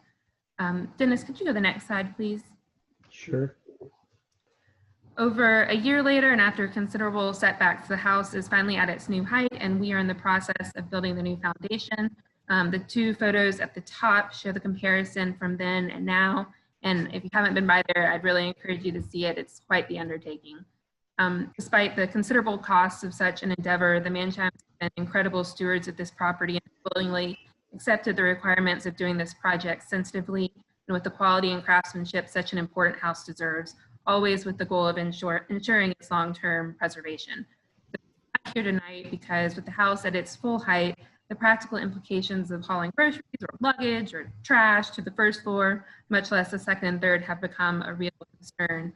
And given the massive investment they've made in this project, which includes no upgrades or improvements at the interior, it's really important to the owners that they can stay in this house long term. They're retired and in good health currently, but it's clear an elevator is going to be necessary in the near future. So we have studied every possible option to locate an elevator that can get to the first and second floor. And though we recognize it's not ideal from a visibility perspective, after careful consideration, we feel like the rear bay of the Piazza is the best, both practically and in terms of preserving historic fabric. In the photo in the bottom left, you can see the rear of the Piazza before the lift. The last bay has a distinct jog and differentiated columns and balustrade, and we believe this is where the Piazza at one point returned around the back of the house. And you can't really see it in this photo, but the last bay at the ground floor is missing. There's steps down, and that last column is sitting on a brick plinth. If you could go to the next slide, please. So obviously, Glenn's site plan and layout are far more detailed than what I'm showing here, but I think it's useful to start with the site and just understand how you would enter this house as designed. The driveway is to the right of the house with parking and paving limited to the length of the first floor Piazza bays. From their car, they would then either walk around back to the front of the house and up 17 risers to the front door, or go to the new steps through the garden to the rear stair where they'd have 14 risers up to the rear entry. While our first instinct was to consider an elevator at the rear where it would be hidden, the reality of the interior layout and then the general process of having to walk even further around the rear porch or under the house through an unfinished, unconditioned basement to the back starts to defeat the purpose of finding a less demanding route. So we eventually settled where we did because the last bay of the Piazza has long been removed at the first floor and is to be restored as part of this project. With that in mind, it will be all new material in that location. And while they would still need to go under the piazza, it would be much more reasonable distance for carrying groceries or hauling luggage. Next slide, please. This is our foundation plan and a version overlaid with the first floor plan, so you can see where the access would be through a central bay. The louvered screening between the piers would be converted to operable panels at that location. Next slide, please. This is our first floor plan, starting with the original or the existing plan on the left, the approved plan at center, and what we're proposing at the right. As you can see from the layout, the house was originally 2 rooms deep with a side hall entry. The rear additions were added at various times, first as wood and then later reclad in stucco. And the rear additions also contain the modern functions of the house, the kitchen and the informal living room, and then the master bath and closet upstairs. So these spaces are deceptively small as is and become unusable when we try to insert an elevator. Just for scale, the entire kitchen is slightly smaller than 11 feet by 12 feet, including all cabinetry and appliances. So we tried to locate the elevator just interior to where we're showing it in the den, but there it ends up blocking the original French doors leading to the dining room and awkwardly eating up a significant portion of the usable space, almost completely eliminating use of the master closet at the second floor where they would exit. We even considered placing it in the dining room, but that feels like a really unfortunate alteration to make to such an important space with so much intact historic fabric, and would certainly be more difficult to reverse than what we're proposing. You want to go to like 9 and 10, Aaron? You want to? Yeah. Fine. And maybe the 2 previous slides there kind of show images of those 2 areas. So this was kind of the first one I just spoke about. The elevator in their den going up through their master closet. Those are some images of the area. They really are tight spaces currently. And then the next slide there shows that other idea of having it be right there in their dining room and then right there in their master bedroom, which again just seems like a terrible way to throw off the symmetry of these historic rooms and the beautiful details that are in there. The owners really are not concerned with entering directly into the house and are more than willing to exit the elevator onto the piazza at both floors to avoid cutting into walls or otherwise making this more difficult to reverse in the future. We've also gone above and beyond to find an elevator that occupies as small a footprint as possible to avoid having to engage with any of the columns or railing while still complying with code and the construction requirements of being located in a flood zone. I guess at the second floor plan, Dennis, if you want to sort of go back, see to slide 6 maybe. Yeah, my internet's giving me trouble, so you're cutting out on me. Sorry. I can, no, it's not your fault, but I can hear you now. Okay. So the second floor, again, just like I was saying, the layout doesn't really lend itself to putting an elevator here. We also are kind of contending with the elevator's equipment closet, which eats up even more space at this level.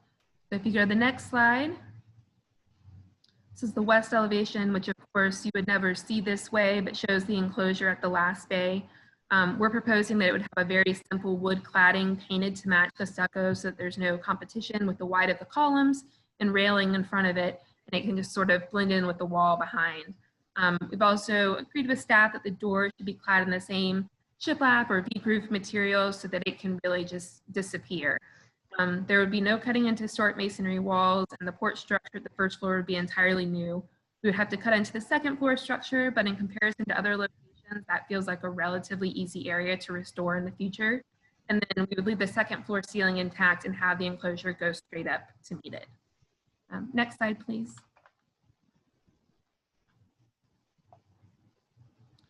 This is the rear elevation, which is the only other side you might possibly see it from Atlantic Street. Next slide.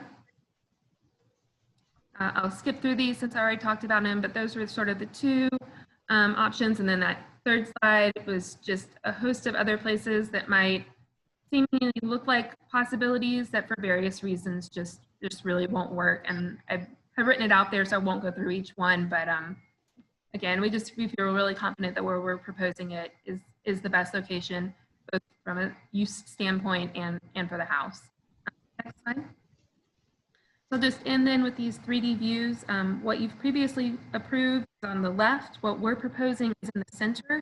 And in the center image, we've shown the enclosure to match the stucco color as we intend. And then at the right, we've highlighted the enclosure in blue for clarity. And I will say that in these images, we haven't drawn that door as staff has talked about with us, where it sort of disappears, but that would be our intent. Let's see. That's mostly what I have. Thank you for your careful consideration of what we know is a difficult request that is certainly contrary to what the board typically expects of modern conveniences. For us, the calculations and judgments we've made are completely unique to this project and not indicative of our standard inclinations, but we really respect the Manshimes and what they've done to preserve this important piece of Charleston's architectural heritage. And we hope you will agree that the concession they're requesting is reasonable in light of the monumental efforts they've made to protect this property. Thank you. Okay, thank you. Questions right now? I have one. Okay. I'm wondering why the balustrade is not in line with the rest of the balustrade here. Is it because of the porch stepping back like that? That's how it is currently. The whole, Oh, it is. Okay. whole bay there jogs back in this really strange way, and it's like that on its sister house as well. Okay. Thank you.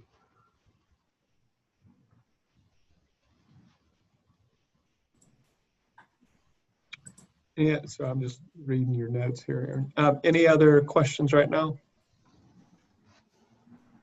Okay, is there public comment, Alex? Yes, we have one member of the public, and I will allow Anna Catherine to speak. Anna Catherine Carroll with the Preservation Society of Charleston. The Preservation Society thanks the applicant for the opportunity to discuss this proposal. We greatly appreciate the study that has gone into the potential elevator locations presented, and we really commend the exceptional efforts of the property owner to preserve this house. That being said, from a consistency standpoint, we cannot support the construction of an elevator at the rear bay of the piazza, especially on such a prominent Category 2 building. Although a reconstruction of a previously existing bay, infill as proposed will read as an enclosed portion of the historic piazza, which is explicitly discouraged for historic buildings per the BAR policy statement.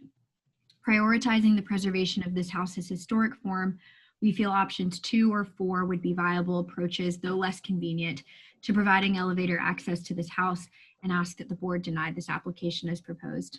Thank you. Thank you. All right, staff recommendation. Okay. Well, we understand the challenge and limitations of adding an elevator to this Category 2 house and appreciate the multiple studies provided that led to the proposed design. Though BAR staff generally does not support enclosures on piazza, this elevator is located sensitively so that it affects a minimal amount of historic fabric and will be reversible. Locating the elevator in the rearmost piazza bay and using a nickel gap siding to match the color of the stucco will help it visually to blend. However, the detailing of the elevator enclosure should be studied as follows. The nickel gap siding should either have flush corner boards or be mitered at the corners. The door of the elevator should be clad with nickel gap siding without corner boards and hairline joints in the siding to disguise it as much as possible. Hardware should be very minimal. And I know that Aaron mentioned that their drawings didn't reflect that, but that was their intention. So we are recommending conceptual approval with staff conditions noted and final review by staff. And I guess I'd add that, you know, when you elevate a house 8 feet, it really changes, you know, the use of the house. Adds an extra 8 feet to, you know, go from grade to the top floor. And I think it's reasonable in a situation like this to be able to add an elevator. So I think they've done a pretty good, sensitive job of how they want to do it. Okay, thank you, Dennis. You're welcome. Aaron, you want to say anything in response to staff or public comments? The only thing I'll just clarify is that I would respectfully say I don't feel like it's an enclosure because we're not engaging with any of the columns or balustrade. We've kept it pulled back from that and are trying to make it clear that, you know, this isn't anything pretending to be a historic enclosure. We want it to disappear as much as possible. That's it. Okay, thank you. All right, so board discussion. I can't remember where I left off. Maybe Fillmore, would you mind kicking us off? No, I agree with staff. I think this is as sensitive as you can get. And even though some of the other options like 2 and 4 would have less of a visual impact on the historic nature of the house, I think they would have a more significant impact on historic material, even though they would be obviously less visible or invisible and therefore have less of a visual impact. I think this, when it comes to the preservation of historic material, I think this is very sensitive, impacting that small area of decking on the second floor piazza, because the first floor piazza area is a new construction with the addition, I think, and then light engagement of the original exterior wall. So I am in agreement with staff. Bill, got any comments? Yes, I'm in agreement with Fillmore's comments and staff's comments, and also just reiterating the reversibility aspect of this. I think it's done in a sensitive way, and it is reversible. So it is an extenuating condition for what has been a continually extenuating situation for the house. So I do think it's been done in really the lightest touch it could be done. So I do agree with Fillmore and with staff's comments. Okay. I agree with both y'all, and I think y'all have articulated well the circumstances why it is the best case out of, you know, what could be there. This is sort of the best solution for a house of this magnitude. So I agree with what y'all said and for the reasons y'all said. What do y'all want to make a motion? This is Bill. I'll make a motion for conceptual approval with staff's comments and final review by staff. Okay, is there a second? I'll second. Second by Fillmore. All right, Bill, how do you vote? Aye in favor. Fillmore? Yay in favor. Chair votes yay in favor. Motion carries unanimously. Thank you. The maybe last agenda item, right? No, two more. Two more. Next one. 3 Water Street. Fillmore. Requesting final.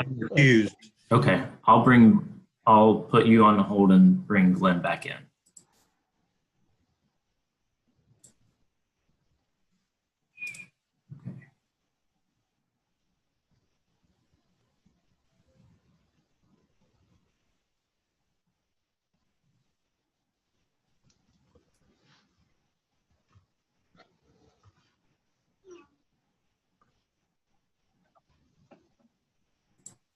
I think we're ready. Okay, requesting final approval. This is 3 Water Street. We're requesting final approval for flood prevention system, category 2 structure in Charlestown, circa 1857 in the Olden Historic District. Same property. Sorry, 3, not 1. And these are existing site photos. And across the street. And I'll turn it over to the applicant for their presentation. These aren't the right drawings. I know. Oh boy. Keep going. Okay, all right. Yeah. All right, if you'll go back to our first page there, the title page is fine. Thank you. All right, this is still Erin Lanier with Julia Martin Architects, representing the owners of 3 Water Street, Sam and Lavinia Howell, and I believe Mr. Howell is present this evening as well. This project is a slightly different approach to handling flooding concerns at the adjacent property and sister house to One Water. The site conditions here are a little different, with this house having been significantly renovated just a few years before the recent string of storms. The owners would like to pursue a more modest strategy in the form of temporary flood barriers. Next slide, please. To start, these are some context images of the area, and I'll just highlight the two photos on the right. This 8-foot-tall masonry wall borders the 3 Water Street property, and with the permission of the neighbors, our proposed system will lightly connect to that wall. As you can see from the bottom photo, there was an older wall fence hybrid along Water Street at one time, but what is here now is CMU and stucco with a brick cap. Next slide, please. These are a selection of existing conditions photos of the property, and we are really just requesting to make modifications to the driveway area, which is a non-historic brick and a basket weave pattern. You can also see in that bottom right-hand photo just a close-up view of the adjacent site wall where the CMU has been exposed. Next slide, please. So if you take a look at the survey of the property, it's clear this lot has the potential to be largely protected from water intrusion by masonry walls that enclose the rear yard. And from our studies, we've concluded that these walls are primarily, if not entirely, non-historic CMU. Where there are gaps, specifically at the driveway in the southeast corner of the property, we're proposing the use of a flood barrier system that would be stored on site and deployed in a storm.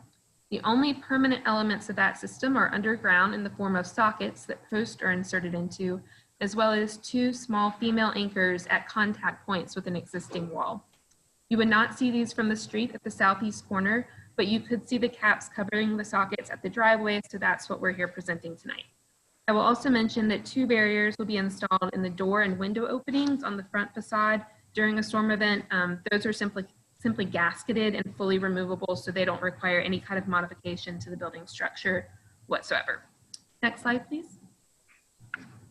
So looking at the plans, the idea is to allow for a barrier that would span from the piazza screen wall to the CMU site wall on the opposite side of the driveway.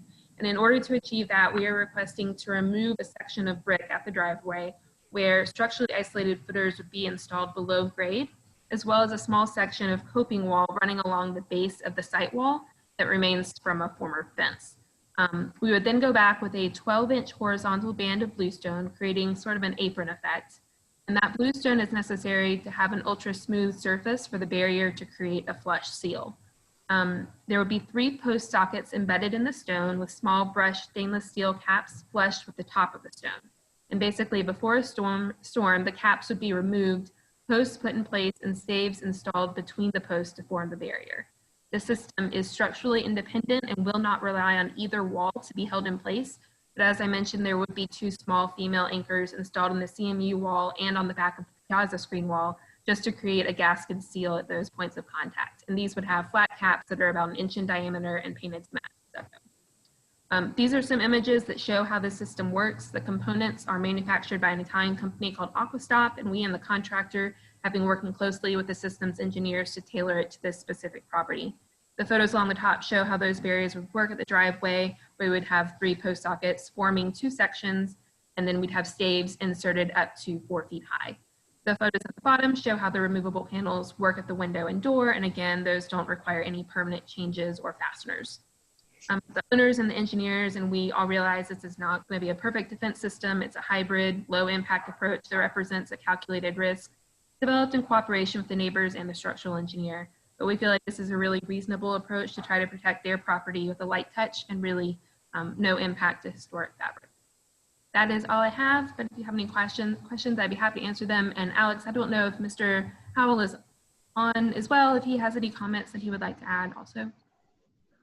He's here and can unmute himself if he has anything. Well, thank you. I'll just briefly, this is Sam Howell.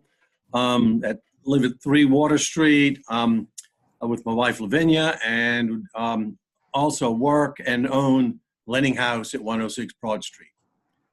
First of all, I want to thank the board for all the work you're doing in these difficult times to conduct meetings and address applications from homeowners and businesses in the historic district.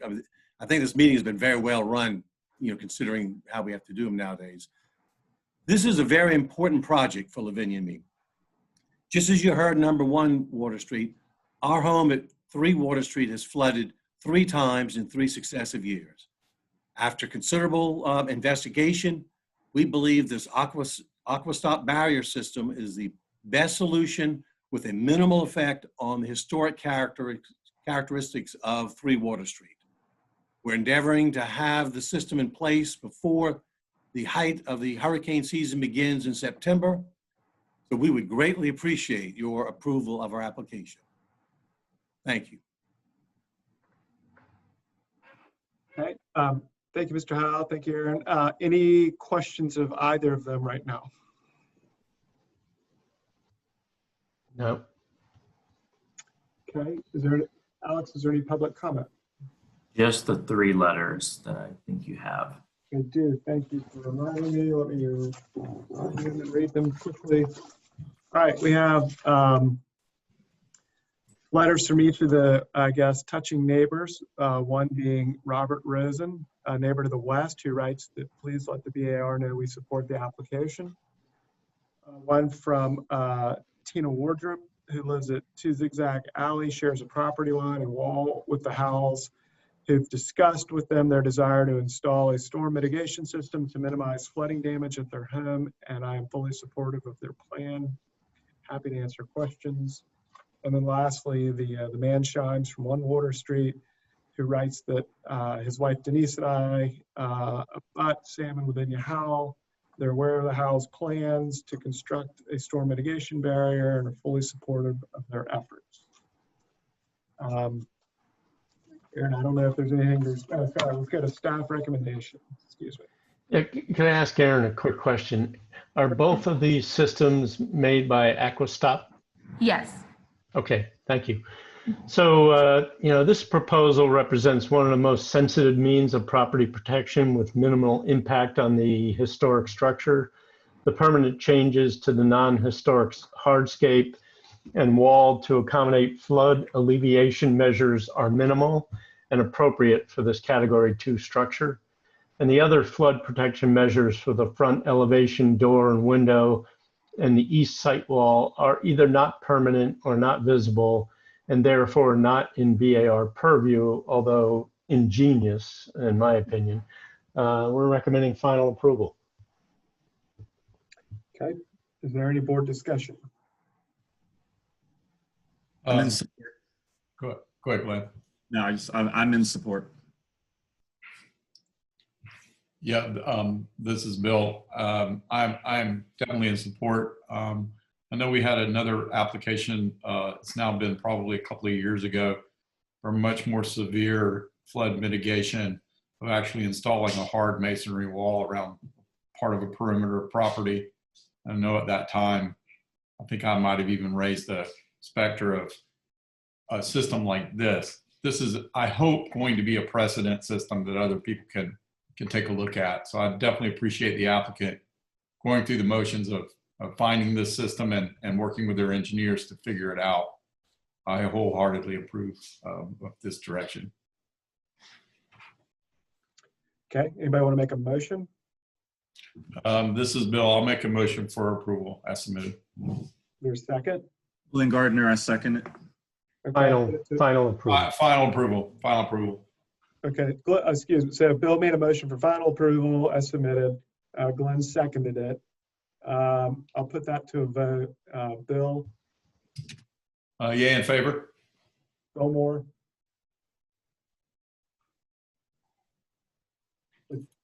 Did he come back? Billmore's recused on this one. He's recused on this one, I'm sorry. Glenn? Yay in favor? Chair votes yay in favor. Motion passes unanimously. Thank you. Thank you. All right, the last one then would be 8 Trumbo. Yeah, let's wrap it all up with 8 Trumbo Street, requesting final approval for the elevation of an existing dwelling, Category 4 structure in Charleston Village, pre-1888 in the Old and Historic District. So this is the building here on Trumbo near Trapman Street. An existing photo of the building and some context photos to Trumbo Street we're looking at here. And again, the Sandboard maps that peg the age for us. And with that, I'm going to turn it over to the applicant for their presentation. All right, Erin Lanier with Julia Martin Architects. This is our last project this evening to elevate this historic residence. Like Water Street, this area is subject to frequent flooding. The grade is only about 5 feet above sea level here, and the owners had decided they really don't have any other options at this point. This residence was constructed between 1872 and 88. It's one of 5 tenements, of which 4 remain. And while they all share the same general form, 2 of the houses have 1-story piazzas and 2 have had theirs removed, including number 8. So sister houses in a sense, but not truly identical. Next page, please. These are some context photos of the area. The street certainly has an eclectic mix of historic and mid-century homes, as well as some elevated historic buildings and new construction. The sisters are there along the top, and this would be the first one to be elevated. Next page, please. These are some existing conditions photos. This is a wood frame structure, 1 room wide with a series of post-1955 additions at the rear. The owner is an avid gardener, so we're trying to maintain as much of her garden space as possible in addition to their 1 parking space at the front. The bottom right-hand corner shows their modern stucco and CMU garden shed at the very back of the lot that we would be removing as part of this project. And we're also requesting to replace 2 doors with windows. We don't believe either are original to the house, and it would be pretty awkward to try to use all of them in an elevated setting, as you'll see. Next page, please. The form of this house lends itself to a rather straightforward design, but we did study quite a few local precedents, and certainly the entry at 21 Logan is pretty similar to what we have here. We're proposing a traditional stucco foundation and masonry stairs, like you see at 7 New, with stucco risers and brick treads. And then without a porch feature that pier and infill could relate to, we felt like a mostly solid foundation made the most sense. So you'll see we've studied and incorporated other elements to provide visual interest, such as shutters and decorative vents. Next page, please. Here's our site, and again, we'd like to remove that garden shed at the rear, as well as the 4 landings at the various doors. And then we're proposing 2 new sets of stairs at the main entry and at the rear to go down to the garden. We're also showing a small raised masonry patio at the rear addition at a set of existing French doors, just to give the owners a small outdoor space outside their kitchen. And then a couple of other items to note: the rear of the lot has a 5.5-foot tall CMU and stucco wall that will remain, as well as their HVAC stand in the northeast corner, which will be elevated to meet DFE and screened. Next page, please. I won't go into our foundation plan too much, but we felt fairly confident about our approach to this project, and the staff is pretty overwhelmed with the number of reviews coming in, so we have gone ahead and provided final details. Next page. So moving to the floor plans, we're not making any changes to the interior, but as I mentioned, we're adding 2 sets of stairs at the exterior, as well as the small patio. The stairs at the front are no wider than the landing they have now, so that parking can be maintained, and the patio is no wider than the stair landing, which is 3.6. And then that rear stair should really be minimally, if at all, visible from the street, but would provide access to the garden without really intruding into it. I know the question of trying to reintroduce a piazza here also came up at one point, but for various reasons, we didn't feel that that made sense in this situation. Creating a piazza that actually replicates the sister houses would eliminate their 1 parking spot, as well as much of the garden, both of which are important to the owners and part of why they purchased this property originally. It would also be something of a design challenge and would result in a very tall piazza screen that we think could be kind of awkward, and in this case, not even composed of original fabric. Next page, please. You can skip the second floor plan. So moving on to the elevations, we are elevating to meet DFE, which is 14 feet above mean sea level. So that's about 7.5 feet of foundation. We recognize that's a lot. So particularly at the street front, we really want there to be some visual interest that catches your eye and has detail. So operable shutters serve that purpose well, in our opinion. They provide access under the house and can generously fill that space in a traditional way. We're proposing a 3-coat smooth stucco with a lime wash finish, and then the stairs are nice to step back from the sidewalk and provide a little texture with an iron railing and brick treads. You would never see the rear or north elevation, but we'd remove that shed and add a new door unit that accesses the rear stair. Next page, please. At the west elevation, the front entry landing will have a recessed louvered door, providing storage under the stair for trash cans and the like. And we're asking to modify the door canopy to something that's a little bit more traditional and sort of references the canopies on the piazza screens of the other sisters. The current canopy is obviously not original, it's a little foreign in its detailing. On the front landing, we're introducing a foundation vent that's reminiscent of what you see around town, like we showed on our precedent page. That section of foundation will be behind a site wall and gate, and I know will be densely planted, so it certainly won't be as impactful, but we still want there to be a nice level of detail worthy of a house of this age. Then at the existing French doors, you have the raised patio with the same materials as the stairs, but it's open underneath to provide a little covered area at grade. The owners sort of envisioned having a piece of furniture under there that they could sit under there if needed. We're proposing a set of louvered doors back at the foundation wall under that patio, and then finally the stairs at the rear, which I think will be pretty much hidden. As I mentioned, we're changing 2 doors to windows, as you can see here on either side of the French doors, as it just didn't really make sense to have all of those access points anymore. Next page, please. Finally, the east elevation, really simple. We're just using those decorative vents here as well. And then I'll end with our existing and proposed streetscape. And this will then go into our details, which I won't take everybody through, but if you have any questions, I'd be happy to answer them. Thank you, Erin. Does anybody have any questions? I have one. Sure. Erin, what's happening here are you extending the siding down here?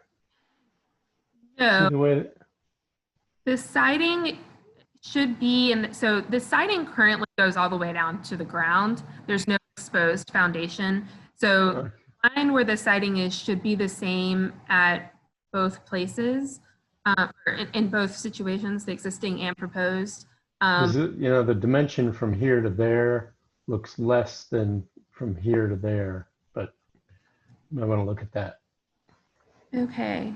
Yeah, I'll check that out. That might be a different condition in the back simply because that's an addition and maybe it does something different back there, but we'll double check that. Our intention is not to pull the siding down. Okay. Thank you. Alex, is there any public comment? No public comment. Okay, how about staff recommendations? Generally, this is a sensitive elevation that employs many of the design directives outlined in the design guidelines for elevating historic buildings, that we developed about 3 years ago. BAR staff is comfortable with removal of the modern shed roof addition at the rear, and the north and south sides of the area at the entry to the basement below the breakfast nook we feel should be solid masonry like the 12 by 12 piers. So I'm talking about this right here. We feel like this solid wall should just wrap around here rather than introducing more louvers. But that's our only condition. So we're recommending final approval with staff conditions noted. Okay. Erin, do you want to say anything in response to staff comment? I guess just related to that one comment. So our intention is for the area under that patio to be open. Like I said, the owners kind of envisioned putting a piece of furniture under there to have a covered space to go under. So we'd prefer to not have it completely closed in.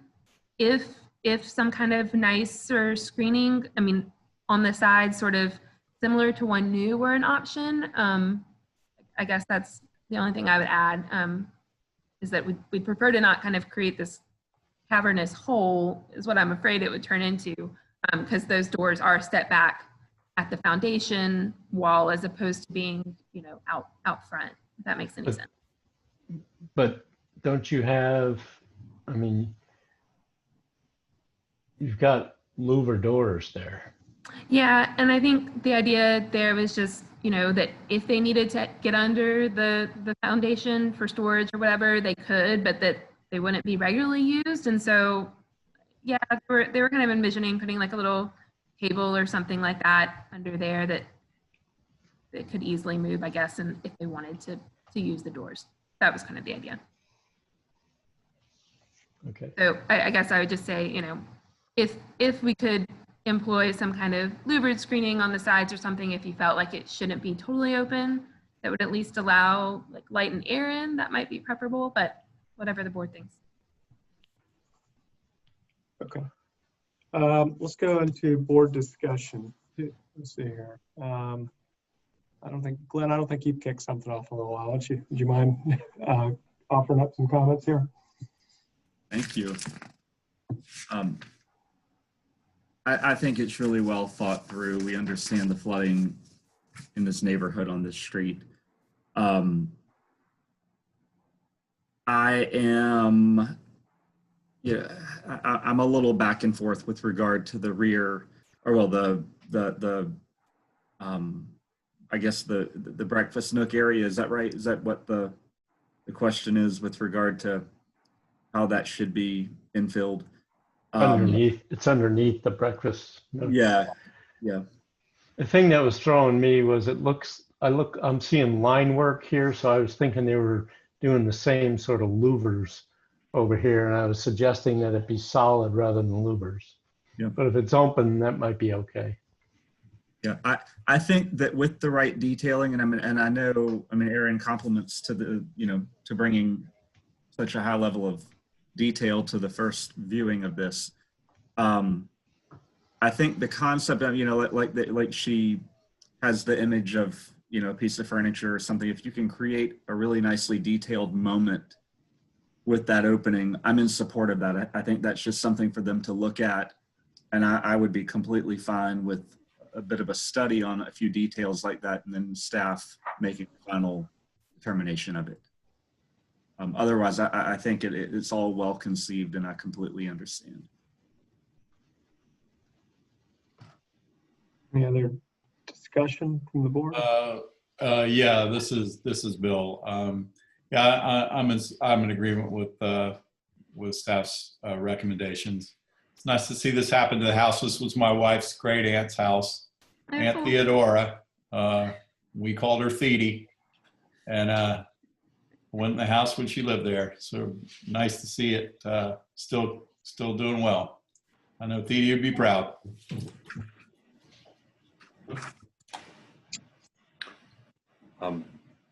My turn.